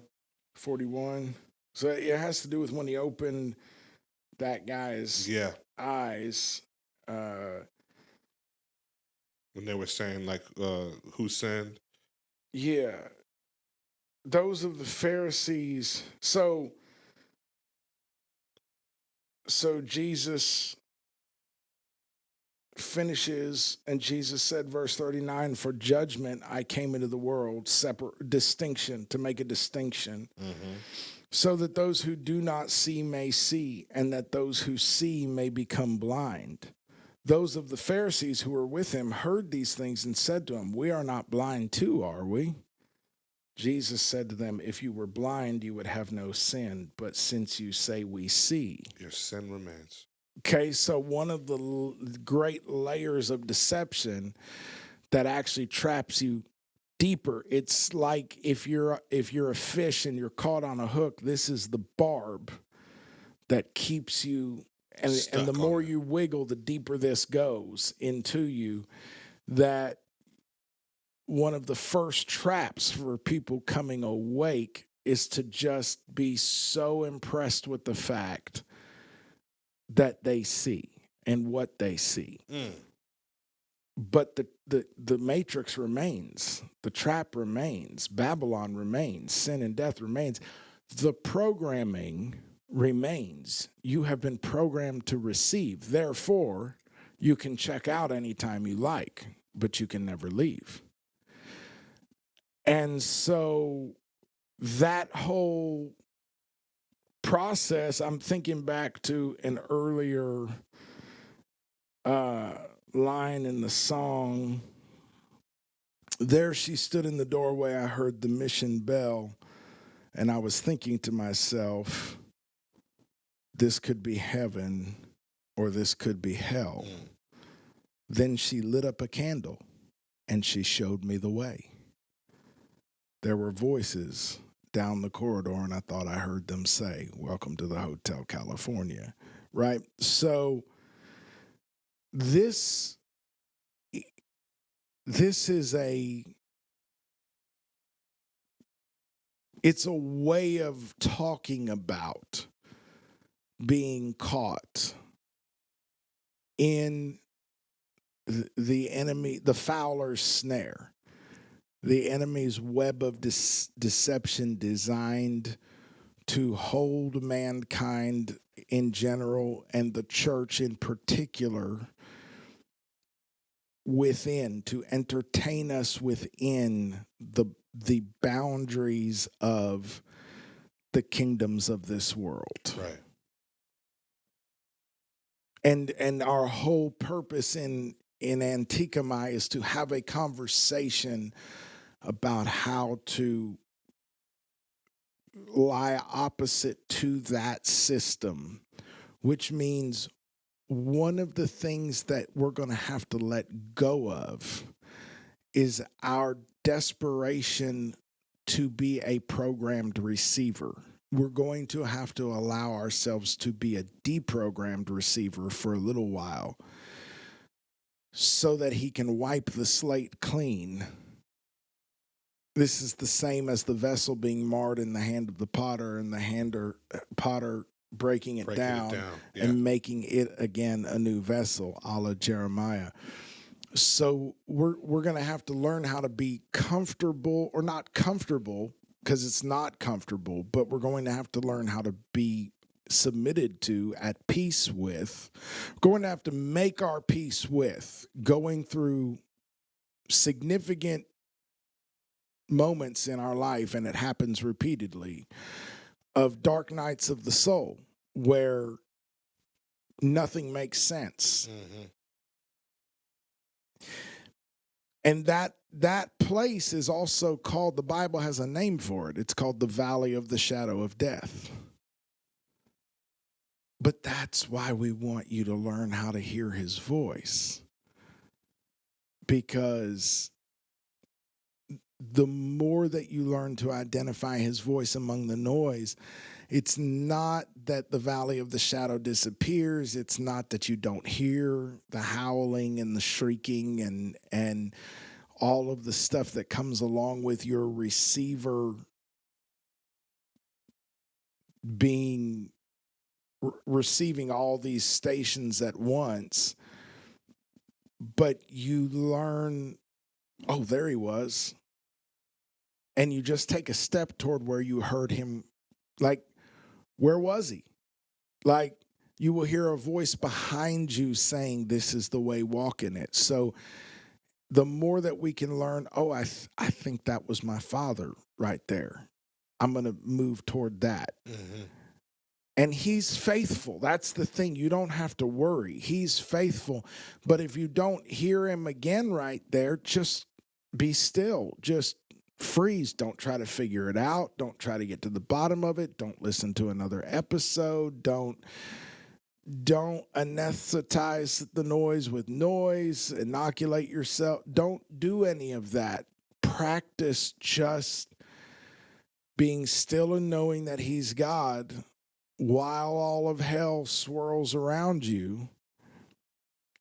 And you can't figure out which way is up and which way is down and who's true and who's a liar and what's deception and what's truth and all that.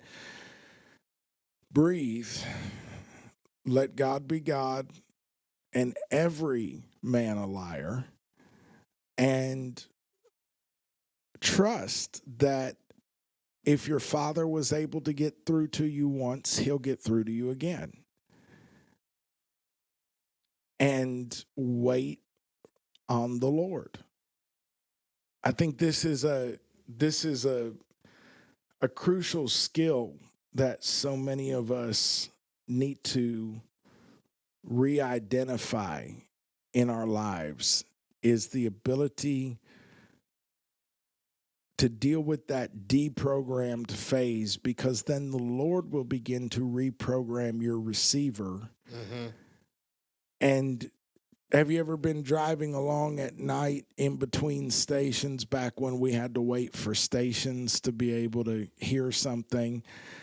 And, you know, you'd be a few hundred miles from a city, but the closer you got, the more a particular station was coming in.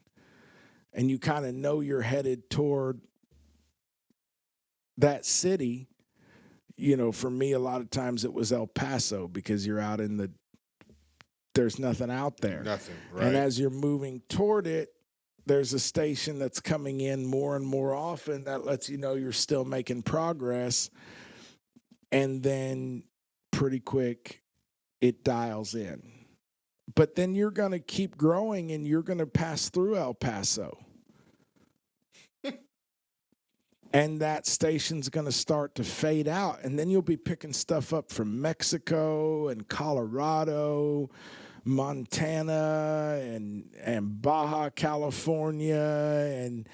And once again, you'll be in this space of having to be at peace with being deprogrammed while you wait for the one to begin to come through more and more. And then you can start to refine that dial and find it.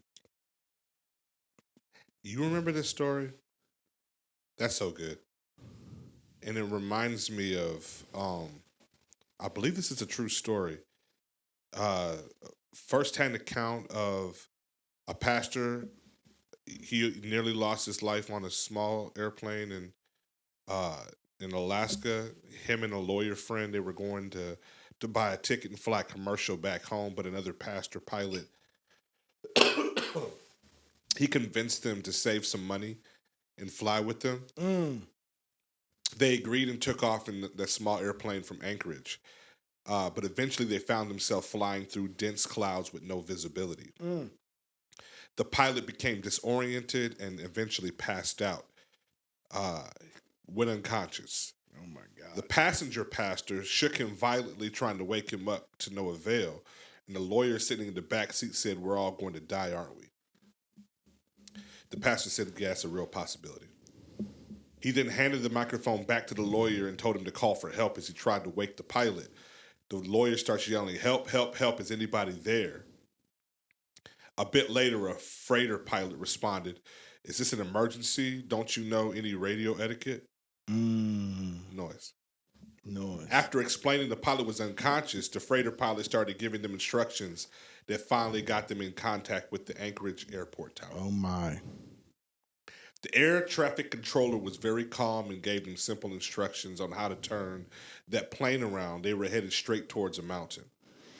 He repeated certain things over and over. He said, "Listen to my voice. Don't look at the storm outside. In your panic, there will be voices in your head, of course, telling you to do this or that. Don't listen to them. Listen to my voice. You can't see me, but I can see you. If you don't listen to my voice, you will die." The pastor, he listened and did everything he was instructed to do. And by this time, other pilots in the area were listening to the conversation, occasionally giving them encouragement. As they flew near Anchorage, the air traffic controller described the landing zone and the lights in the shape of a cross on the runway. My God. And step by step, the pastor landed the plane very much like an amateur. A total of 7 times before it finally came to stability on the runway. He had listened to my voice and their lives were saved. Crazy story, man. Wild. He says, "You can't see me, I can see but you. I can see you. Listen to my voice." If you let the other voices win, Right. you'll die.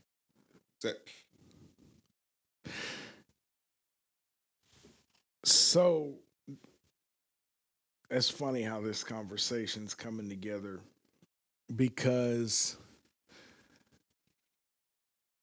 we came back from Los Angeles to take the pastorate at Promised Land, where you and I pastor together here in Austin.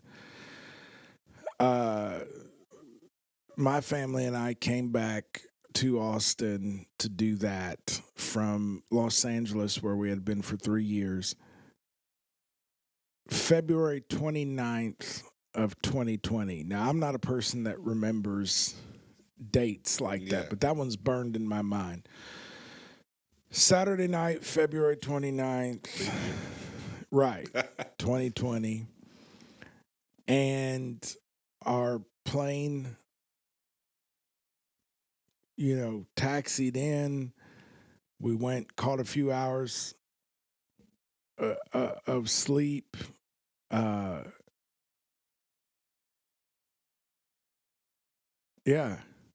Yep.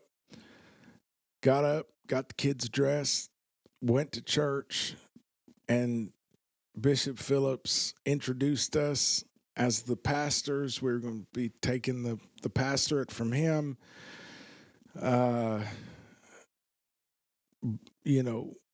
Blessed us in, anointed us, installed us. And that week we had a ministers gathering in Houston. And so that always starts Thursday night. Going into Friday, one of the ministers, who was also a nurse, stood and addressed us about an upcoming health concern that seemed to be turning into a public health crisis. And by Saturday, we found out that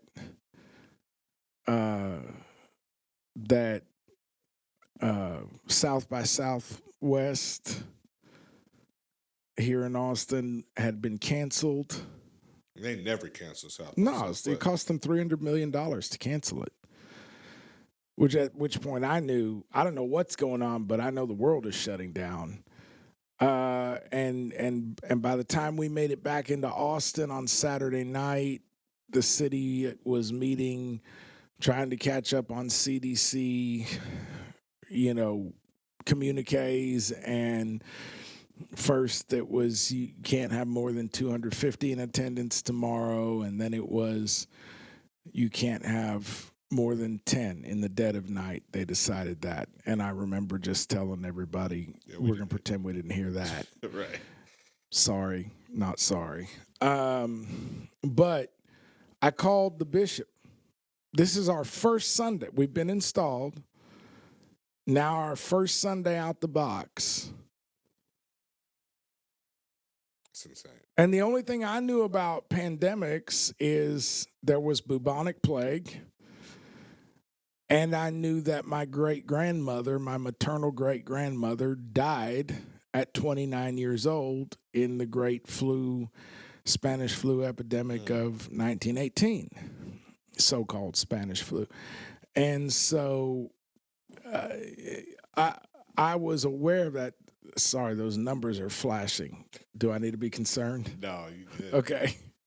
So, so I knew those things about pandemics. Right. Neither of which are jokes. But I didn't. People were just starting to throw around that word. This could be. It could become. And I called the bishop. This is our first Sunday out the box as the lead pastors. I said, Bishop, they say that basically we shouldn't be gathering in public. A lot of churches are going to live feed only for tomorrow. And certainly they're saying no more than 250 in a room. Now, mind you, all you armchair quarterbacks, with all due respect, you weren't responsible for flocks of hundreds and thousands of people who are going to live or die by decisions you make. Like, Yeah. I'm sorry, I just have so little time for people who are so stinking opinionated with their pastors, wouldn't give them the room to breathe, to try to parse their way through this. You're a shepherd, not a dictator, not a medical, like you're a shepherd. You are feeling your way through this, and you're also a sheep of the Lord. And so you're trying to hear his voice, and the noise in a moment like that is just, and this is our first Sunday. And I called the bishop and I let him know what was going on. And I said, I'm just trying to decide what to do. And he said, if you tell those people to stay home, you'll never see them again. Whew.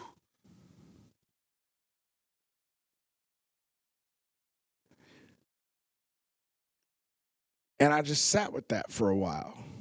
Because what a legacy that would be. Coming to a 80-year-old church that thrived for 52 years under the pastor before you, went through the civil rights movement, first integrated congregation in Austin. You tank it in the first week. Host of the hippie revival in this city. You know what I mean? Yeah. And just tank it. Like, so I'm just sitting. But then on the other hand, I don't want to kill people because I'm trying to hold on to legacy. And I said, God, I need a word from you that will take me through whatever this is about to be. And he said, look up the word conspiracy in your Bible app. Which was a word I have to admit I have never looked in a concordance for. And I also,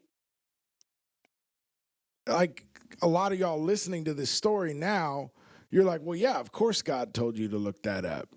We didn't know all this. Right. This is 2025 when we're recording this. Yeah. Cut a guy a break. I didn't have any clue why he would say that to me. You don't have the luxury of knowing the end of the story. This is why it's so crucial to allow this process to play out in your life as many times as possible, because one of these times it's not going to be a dry run, and you're either going to know his voice or not. And so I went to my app, put in conspiracy. Several examples came up, but Isaiah 8 was like it was on fire. It was just leapt out at me. So I went to it.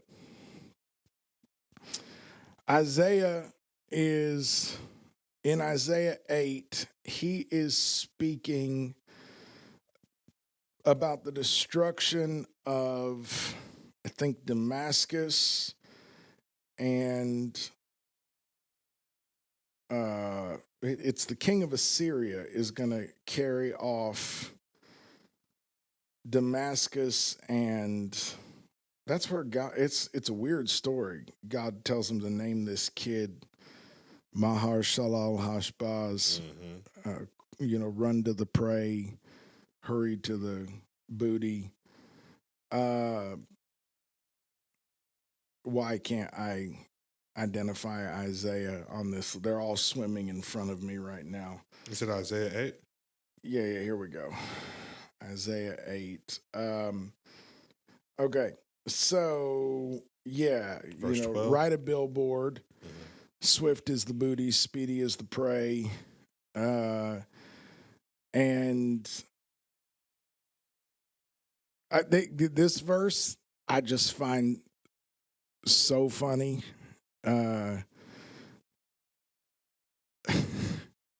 So I approached the prophetess, verse 3.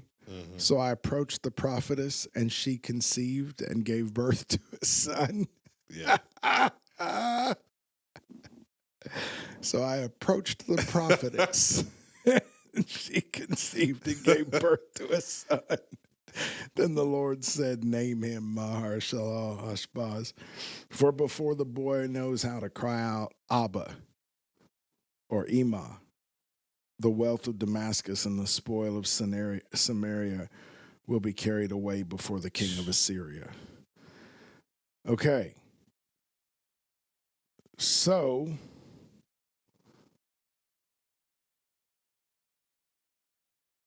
listen to this. He's telling the Lord is, because they're lifted up in pride, and they think that they're planted by the water. I'm about to overflow the Euphrates on them and sweep on into Judah, and it will overflow and pass through. It'll be up to people's necks. Verse 9, he says, be broken, O peoples, and be shattered. Give ear, all remote places of the earth. Gird yourselves, yet be shattered. Gird yourselves, yet be shattered. So twice he said, get up and get dressed, but be shattered. Devise a plan, but it will be thwarted. Listen to this. I mean, now, looking back, I'm like, if you don't think the word of God is alive and powerful, sharper than any two-edged sword, think about this being the verses leading up to the one that he drew my attention to.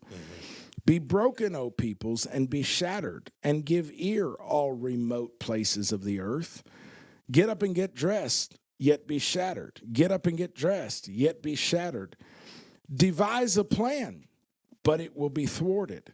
State a proposal, but it will not stand. For God is with us. For thus Yehovah spoke to me with mighty power and instructed me not to walk in the way of this people, saying, you are not to say it is a conspiracy in regard to all that this people call a conspiracy. And you are not to fear what they fear, or be in dread of it. It is the Lord of hosts whom you should regard as holy, and he shall be your fear, and he shall be your dread. Then he shall become a sanctuary. Come on. But to both the houses of Israel, a stone to strike and a rock to stumble over, which is Christ Jesus, and a snare and a trap for the inhabitants of Jerusalem. Many will stumble over them, then they will fall and be broken. They will even be snared and caught. Bind up the testimony, seal the decree among my disciples, or the teaching, the law among my disciples. And I will wait for Yehovah, who is hiding his face, and I will even look eagerly for him. And so, Man, that's good. Again, just going back to me sitting in the Embassy Suites I think that was a Best Western premiere, actually, in Houston, talking to Brother Phillips on the phone and then telling the Lord, I need a word that I can anchor to go through whatever is about to happen. And that's what he says. Look up conspiracy. And then he shows me that one. And then I go there, and I didn't even understand how salient the context of it was. I just knew that he said to me, you are not to walk in the way of this people. You are not to say it is a conspiracy in regard to all that this people call a conspiracy, and you are not to fear what they fear or be in dread of it. Yeah. It is Yehovah of hosts whom you should regard as holy, and he shall be your fear and your dread. Then he shall become a sanctuary. So, but now I understand that he was telling me this is how you walk through a moment when I am shaking the earth, when no matter what plan the kingdoms of this world devise, I have come down. I'm here. That's what he said. The Lord of hosts is with us. I am here. Like, that's not the same as Emmanuel, God with us. That's the Lord came down to look at Sodom and Gomorrah. That's, I'm here wrecking shop. You know, I'm handing out flowers and kicking butt, and I'm all out of flowers. Mm-hmm. And so this is how you walk through it. You don't move like the rest of the people do. You don't fear what they fear, and you don't get caught up in all the conspiracy talk. You just move forward. Yeah. And fear the Lord. And so the outflow of that was that through most of the pandemic years, I really didn't pay almost any attention to the news. I didn't have to. People all around me were. So I kept hearing anything that touched my life. Right. But I really disconnected from the news. And the reason for that was there was no other way. What became clear to me by 2 months in or something was that there was no other way not to fear what they feared and not to be in dread of what they were in dread. I didn't need to know every time there was a new variant, every time there was you know what I mean? I'd find out when someone in the flock got it. And so we made a lot of decisions in prayer and fasting about how to lead our flock through that. And by the grace of God, we were one of the first churches, certainly in the circles we were moving in, to come back. Our congregation was very elderly skewed at that point. And a lot of them just stayed home by choice for quite a while. But we were amongst the first in our circle, certainly, to come back to live services. No judgments. We did everything we could to Really quickly. make people comfortable. I'll say this, bro. The grace of God was with us because the vast majority of the churches that didn't do that have not recovered. Not at all. A lot of them have closed their doors, and ones that haven't just are a shadow of what they were. We lost people. I'm not playing like we didn't. We lost people. A few died, but mostly we lost some people because everybody got shaken in that season, and I was a new voice for them. And but we were not destroyed by any means, by the grace of God, by any means. And that I just told you a little while ago, I'm a person that tends to get all inputs at the same level. Mm-hmm. So if I had been getting as much noise, in other words, the way for me to lead in that moment was to let the noise filter to me through the people around me and deal with whatever level of it actually got escalated to my desk.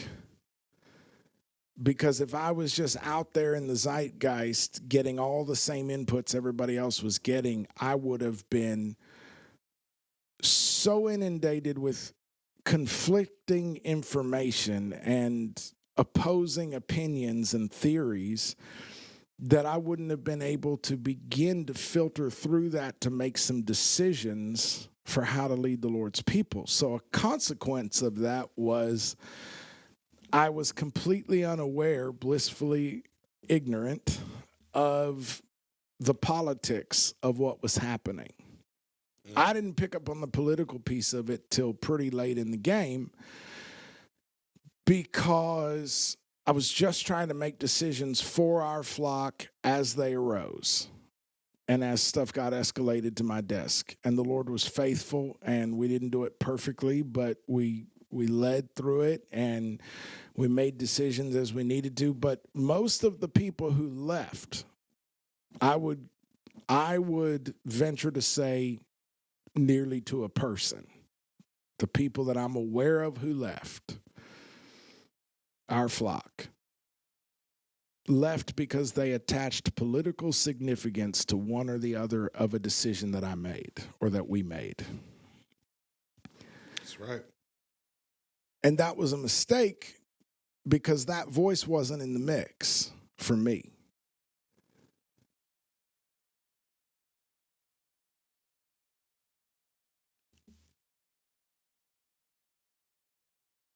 And so by the time I became aware that on some level there was a conspiracy going on, I don't know to this moment exactly what it was, but if you don't know by now that we weren't told the whole truth, the whole truth, and nothing but the truth, I don't know what to tell you. We were not told the truth, the whole truth, and nothing but the truth. Here's the thing. We never are. We never are. And I can prove it to you. Because when you're managing a crisis in your family, do you tell do you tell all your kids the whole thing? No. Why would I do that? How would you lead them if you did? Right. The advantage is you have their best interests at heart. But somebody's got to lead this nation. Somebody has to lead the international treaties that govern our world. And they have lots of different conflicting motives. And there are lots of different spiritual forces in play, principalities, powers, thrones, dominions, behind their viewpoints and their interests. So even when you are trying to lead a tiny pod of people called a family, and you have nothing but their best interests at heart, you don't tell them the whole story all the time. Because it's a need to know basis. Bro.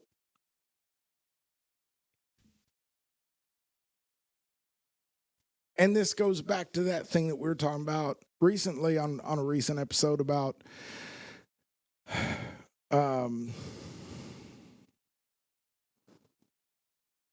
what was the banking word that I was using to talk about when you have the information. I got you. It's in the trusty show notes. Yeah, there you go. Arbitrage. Arbitrage. So it goes back to that discussion about arbitrage, because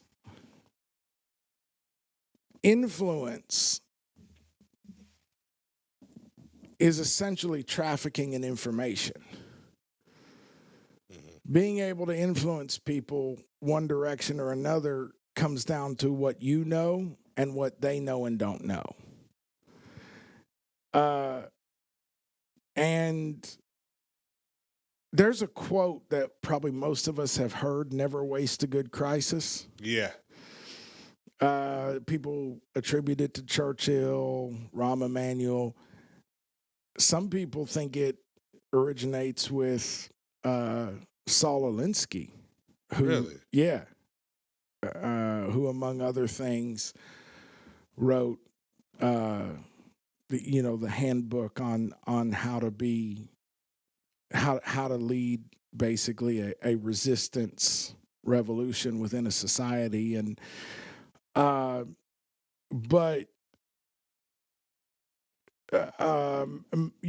there's something also Machiavellian about that statement as well. Everybody that's ever been in a position of leadership knows that crisis is a good moment to affect change. Mm-hmm.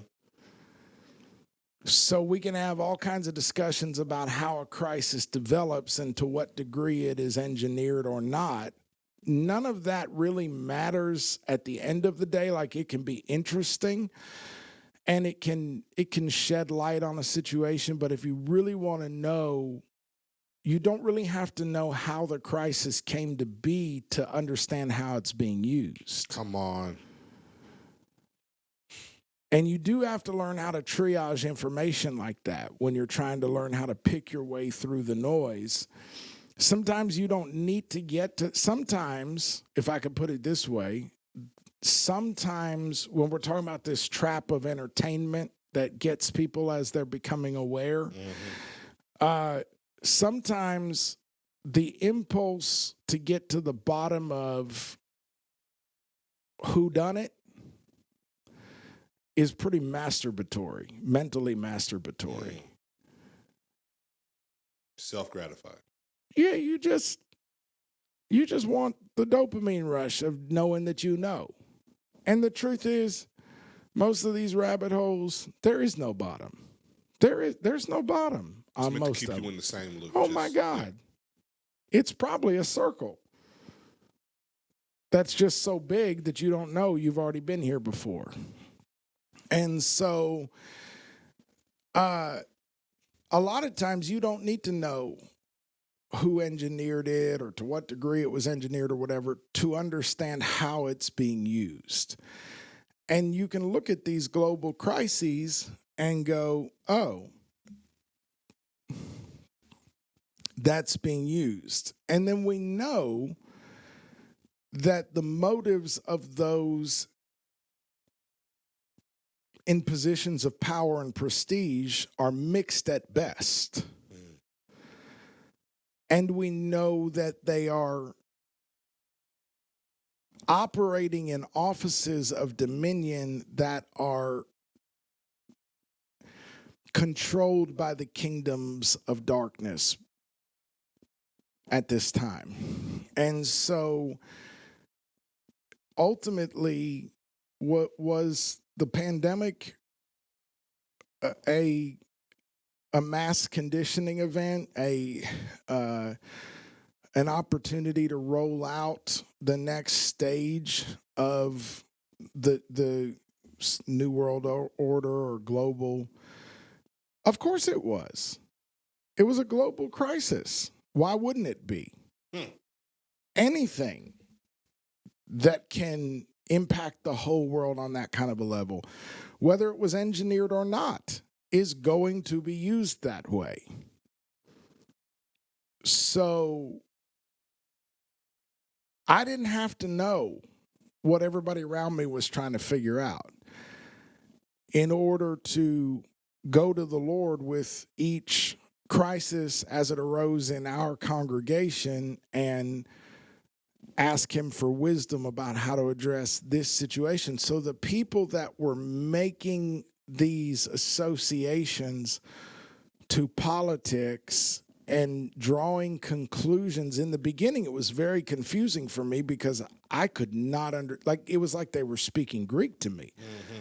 I can't believe. I mean, I got approached like this quite a few times. I can't believe that you're supposed to be holding up a standard of righteousness. I can't believe that you would align with. And I would just be stupefied because I would be thinking, I could swear I just woke up this morning, called some brothers and sisters that I trust, prayed about an issue, made a decision, and kept moving. I don't know when all this happened that you're talking about, where I backed the candidate you're against. And I'm getting it from both sides equally about every decision. And so I very quickly recognized, by the grace of God, I can't convince these people otherwise. Even before I knew where they were getting it from, I knew I couldn't convince them otherwise. And so I just prayed for them, blessed them, sent them on their way. And it enabled me to keep a clear mind under pressure and hear from the Lord imperfectly. And then on the other side of it, as things began to calm down, the Lord began to pull in threads and show me little pieces of insight that I needed to understand what had just happened in our planet. But the faithfulness of God was, he enabled me to function in like a little mini cosmos of our congregation and my family until the valley of the shadow, until we were through the valley of the shadow. Then he turned me around and let me see all of the pitfalls and snares that he had just brought me across that I was not aware of.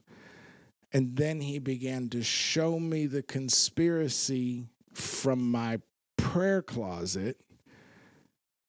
And instead of being confused and dismayed, I was, number one, stunned at the goodness of God and his wisdom in being able to guide us through something like that so deftly. Yeah.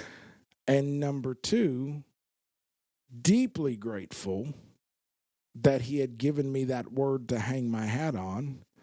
And then number three, when the pieces fell into place for me, I was able to see kind of a big picture of what had happened. And I've noticed that to this moment, a lot of people still haven't been able to do that. Yeah.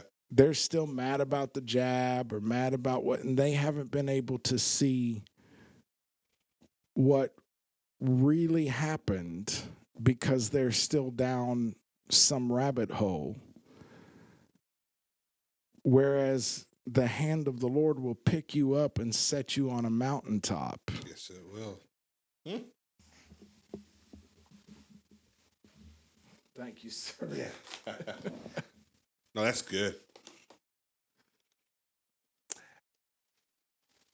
I did not know even the level of detail behind the scenes. And I've heard that story as far as him taking you to Isaiah 8 before, but it just hit different even now. You're absolutely right. The word of God, the Bible says, is Gotta go sharper in than my any magic two-edged bag. sword, and dividing between joints and marrow. Yeah. I mean, if you look at joints and marrow, how thin. Talk about thin slicing earlier Thin before. slicing. Thin slicing. Good callback. You know? And so that's what the word of God can do. Notice that it was through an intimacy, a consistent prayer life, where you didn't have to go on no 10-day fast in consecration and call up 2, 3, 4, 5 people. You knew the voice of a trusted source with the overseer, and you knew the voice of your father. And then you were obedient to both. Because notice how the voice of the bishop was not out of alignment with the voice of the father. No. And so you were able to marry those two voices and properly make the next step that has guided our congregation through literally the depths of hell, what we have walked through. And to do all that in the first week of a pastorate, like, and I know you don't tell that story to like give yourself accolades or toot your horn or anything like that, No. but I do think that it does highlight a very real world 4K example. Hearing the voice of God, knowing the voice of God, and then doing what he tells you. What did James say? If any of you lack wisdom, is that the one? Let him ask of God, but he also said for us not to be hearers of the Oh, word yeah. only, but doers. Yeah. It's sad because in the days of Noah, man preached, and the voice of God was echoing through him daily, probably. And the people around him, it wasn't like they were foreign to phenomenon, right? But they couldn't hear that voice of God through that man. It was just ranting. It was just craziness. And the same way they encountered rain at that type of magnitude before is how we experienced this pandemic at this type of magnitude for our generation, at least. With the amount of, I think there's been other like pandemics, like you mentioned before, with your family and your lineage, but there's been no one in our past that's had it from all the different sides that we did. No. So you have the amount of panic mixed in with the amount of propaganda. Like that's a different level of overload of like, you don't know what to believe, how to believe, who to listen to. But they're kind of like you intentionally going in, shutting the door, going into your inner room, listening to the voice of God. I think this episode is really going to help some people to know how to hear the Lord's voice. Because it's not getting any easier. And it's not going to get better. Like, and we can kind of end on this because I need people to really know that these things that are happening right now being escalated, right? Like things are rapidly happening.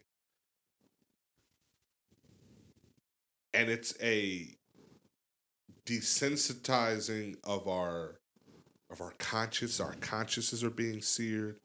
Our souls are being afflicted. Our minds are being confused. And our mouths are being shut when they should be speaking life.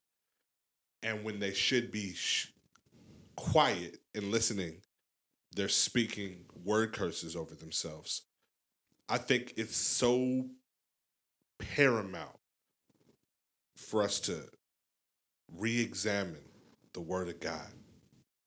Read it again, read it again, pray each and every time you read it, seek understanding, chase after wisdom,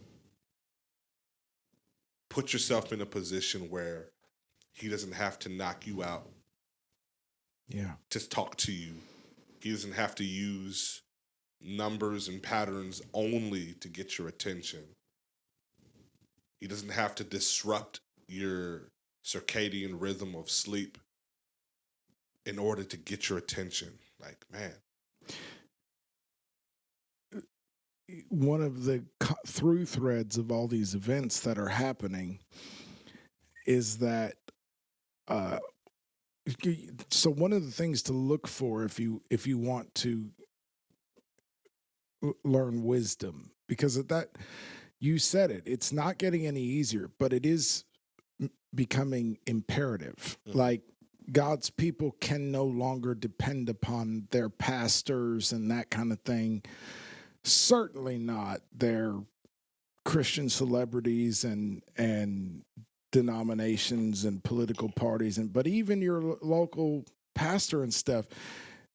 Life is coming at us so hard and so fast, and the layers are building up so quickly of deception and falsehood and theater that's playing out in the public eye, and it's all happening so quickly. One thing, if you want to learn wisdom, is look for through threads.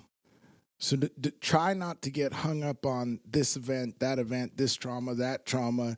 One big key is when everybody's looking over here, look over there. Yep. Like, that's a big key. Just be careful of always being in the mix of what everybody's talking about right now. You would often do better to be a little behind the curve and find out more. For me, even just doing that by about a week helps tremendously. If I don't really get tangled up in something until about a week later, if I really want to understand it, I can go in then and look at it.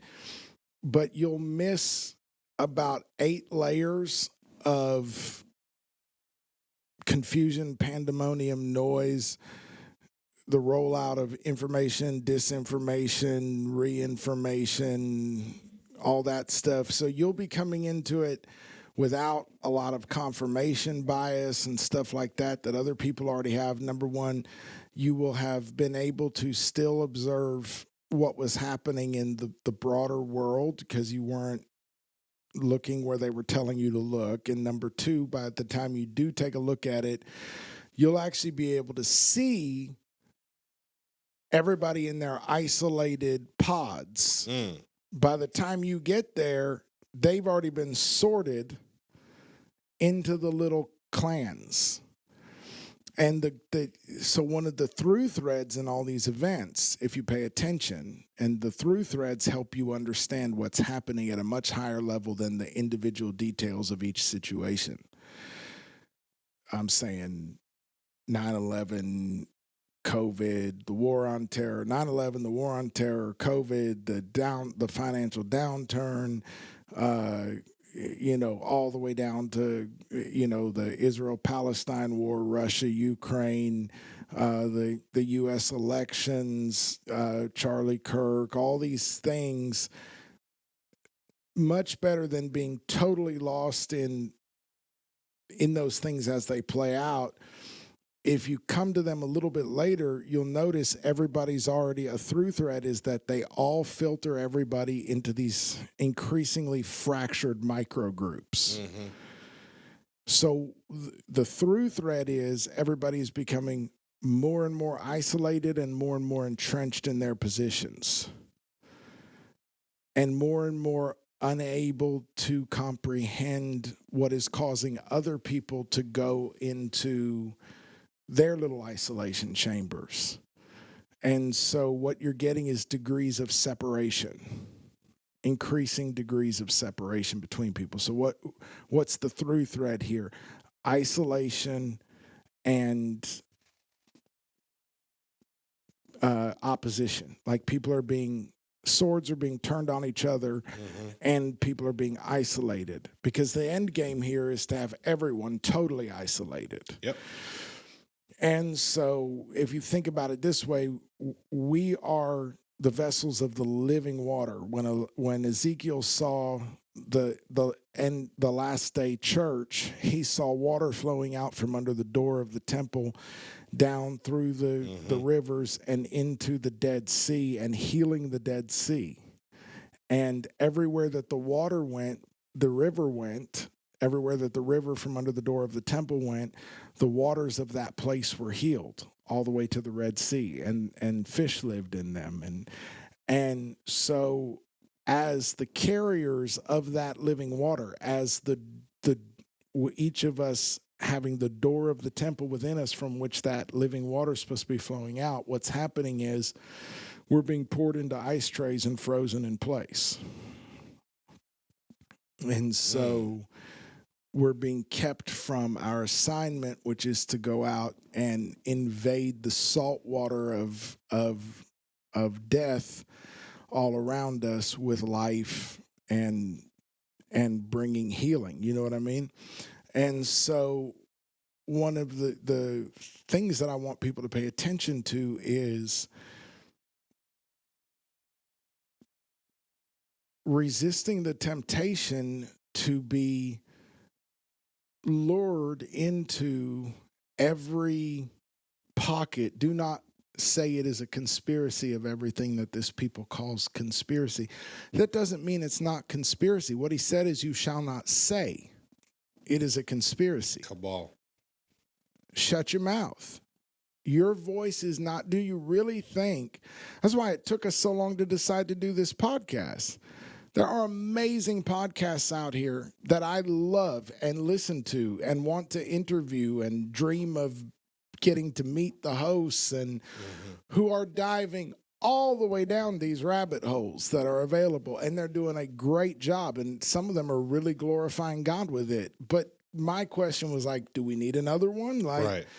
But the thing is, our job on this one is to come in and say, hey guys, if you're drowning in it, here are some things that have been helping us learn to parse truth, to hear our Father's voice through the noise, and to resist the inertia, the pull to play our role in this systematic deception that is playing out in the world, and to walk free of confusion and mental fog and inner turmoil. And so that's our job. We're here, and people are already saying, like, talk about this. Why don't you talk about that? And it's not that we never will. We did. Like an episode or two ago, we addressed a current issues thing because it felt to us like it was enough of an example of a way that these things play out that it'll still be salient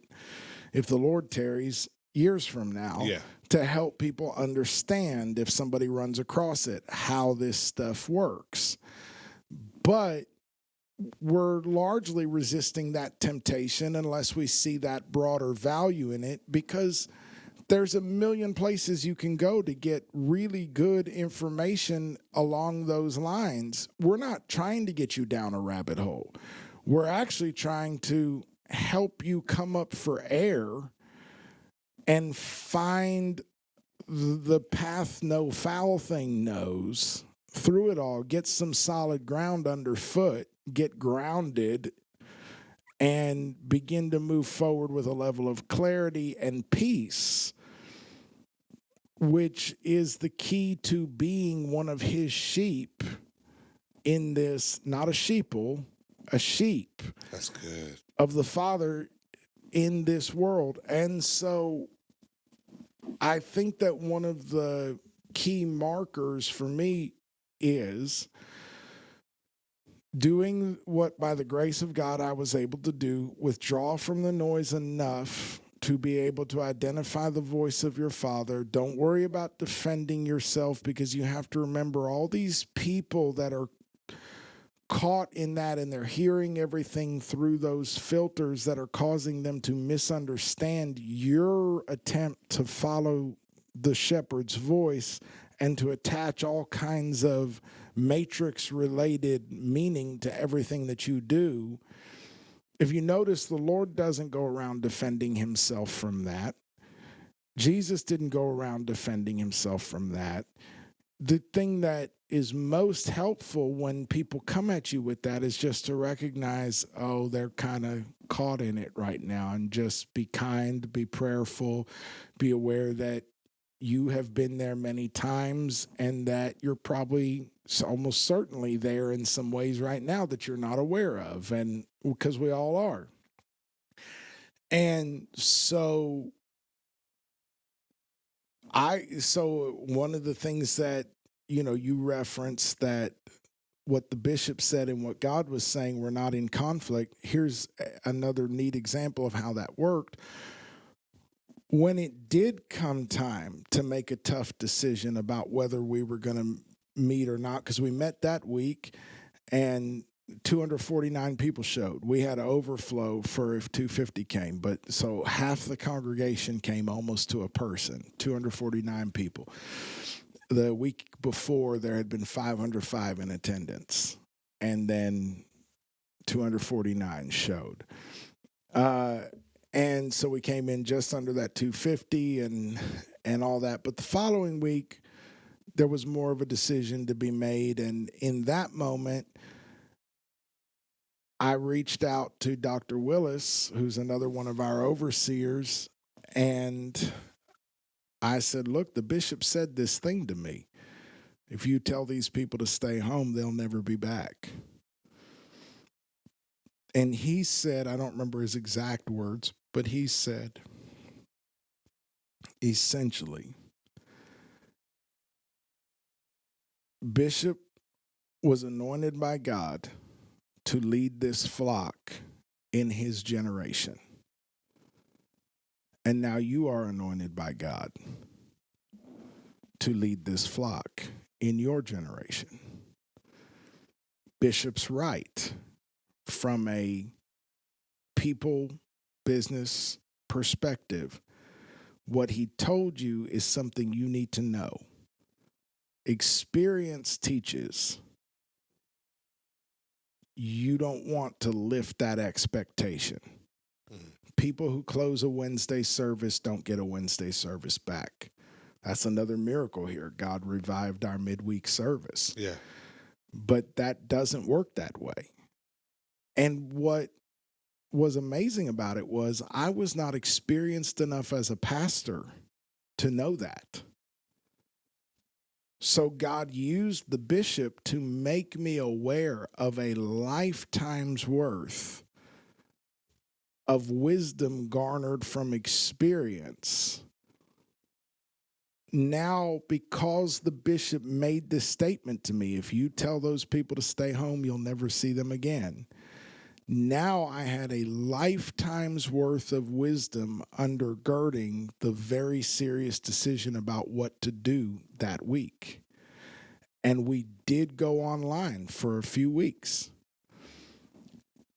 But because of what that word of caution, we did things like drive-through prayer lines. We did So touch points. A lot of touch points that we would not have done, and we came back to live services much quicker than the vast majority of people around us did. And the only churches I know that are still thriving did similar things. And I'm sure there's exceptions to that, but I'm just not aware of them. So that's another aspect of that, is learning how to hear your Father's voice. I'm not convinced that it was God that said to me, if you tell those people to stay home, you'll never see them again. But what I do think my Father's voice in that was downloading a lifetime of experiential wisdom into me in one sentence. Now I understood the gravity of what we were being asked to do. And I understood when a moment came that I knew, because what happened was just a few weeks later, and I know you already told them we're ending, but I just want to make sure they carry this clarity. A few weeks later, when it was clear to me and clear to those around me that this whole thing about 2 weeks to flatten the curve and all that was bogus. That was just to keep the natives quiet. Right. While they conditioned us to, because it's incredible how adaptable the human creature is. So they knew that if they could just give us a reason to quit fighting them for 2 weeks, we would settle into a new inertia that quick. They knew that. That's all it took. So they told us 2 weeks to flatten the curve. And when they came back with the just kidding, we were like,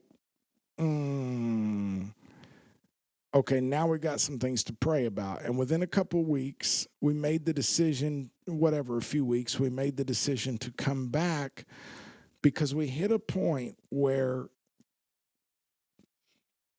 we understood how to be careful about this thing, and we understood enough for everybody to make their own decisions as the priests of their own households about where and when to get out of their houses.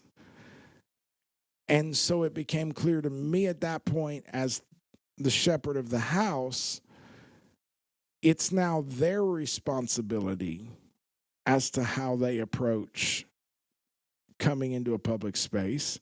It's our responsibility to be as gracious as we can and give people a level of space, because a lot of people were feeling uncomfortable and all that. We made what accommodations we could. But the point is that we hit a point pretty early where I realized, okay, the only voice that would keep us from assembling now is fear. Because there was wisdom. There was a lot we didn't know, a lot we didn't understand. There was maybe give our government the benefit of the doubt for a little while. They're asking for 2 weeks. They're not telling. In our context in the state of Texas, there was no, you cannot. I don't know what I would have done if we had been told you can't, but I feel like that likely would have been a different conversation, because you lose liberties you don't defend. And so there's a whole other. So bottom line is, there came a point where it was like fear and fear of man are the only things that would keep us from making corporate worship available to those who feel comfortable coming now.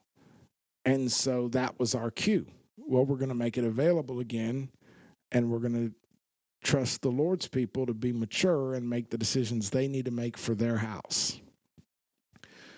So it was the Lord used the bishop's caution to me to make me aware of how serious the equation we were running was, what the stakes really were.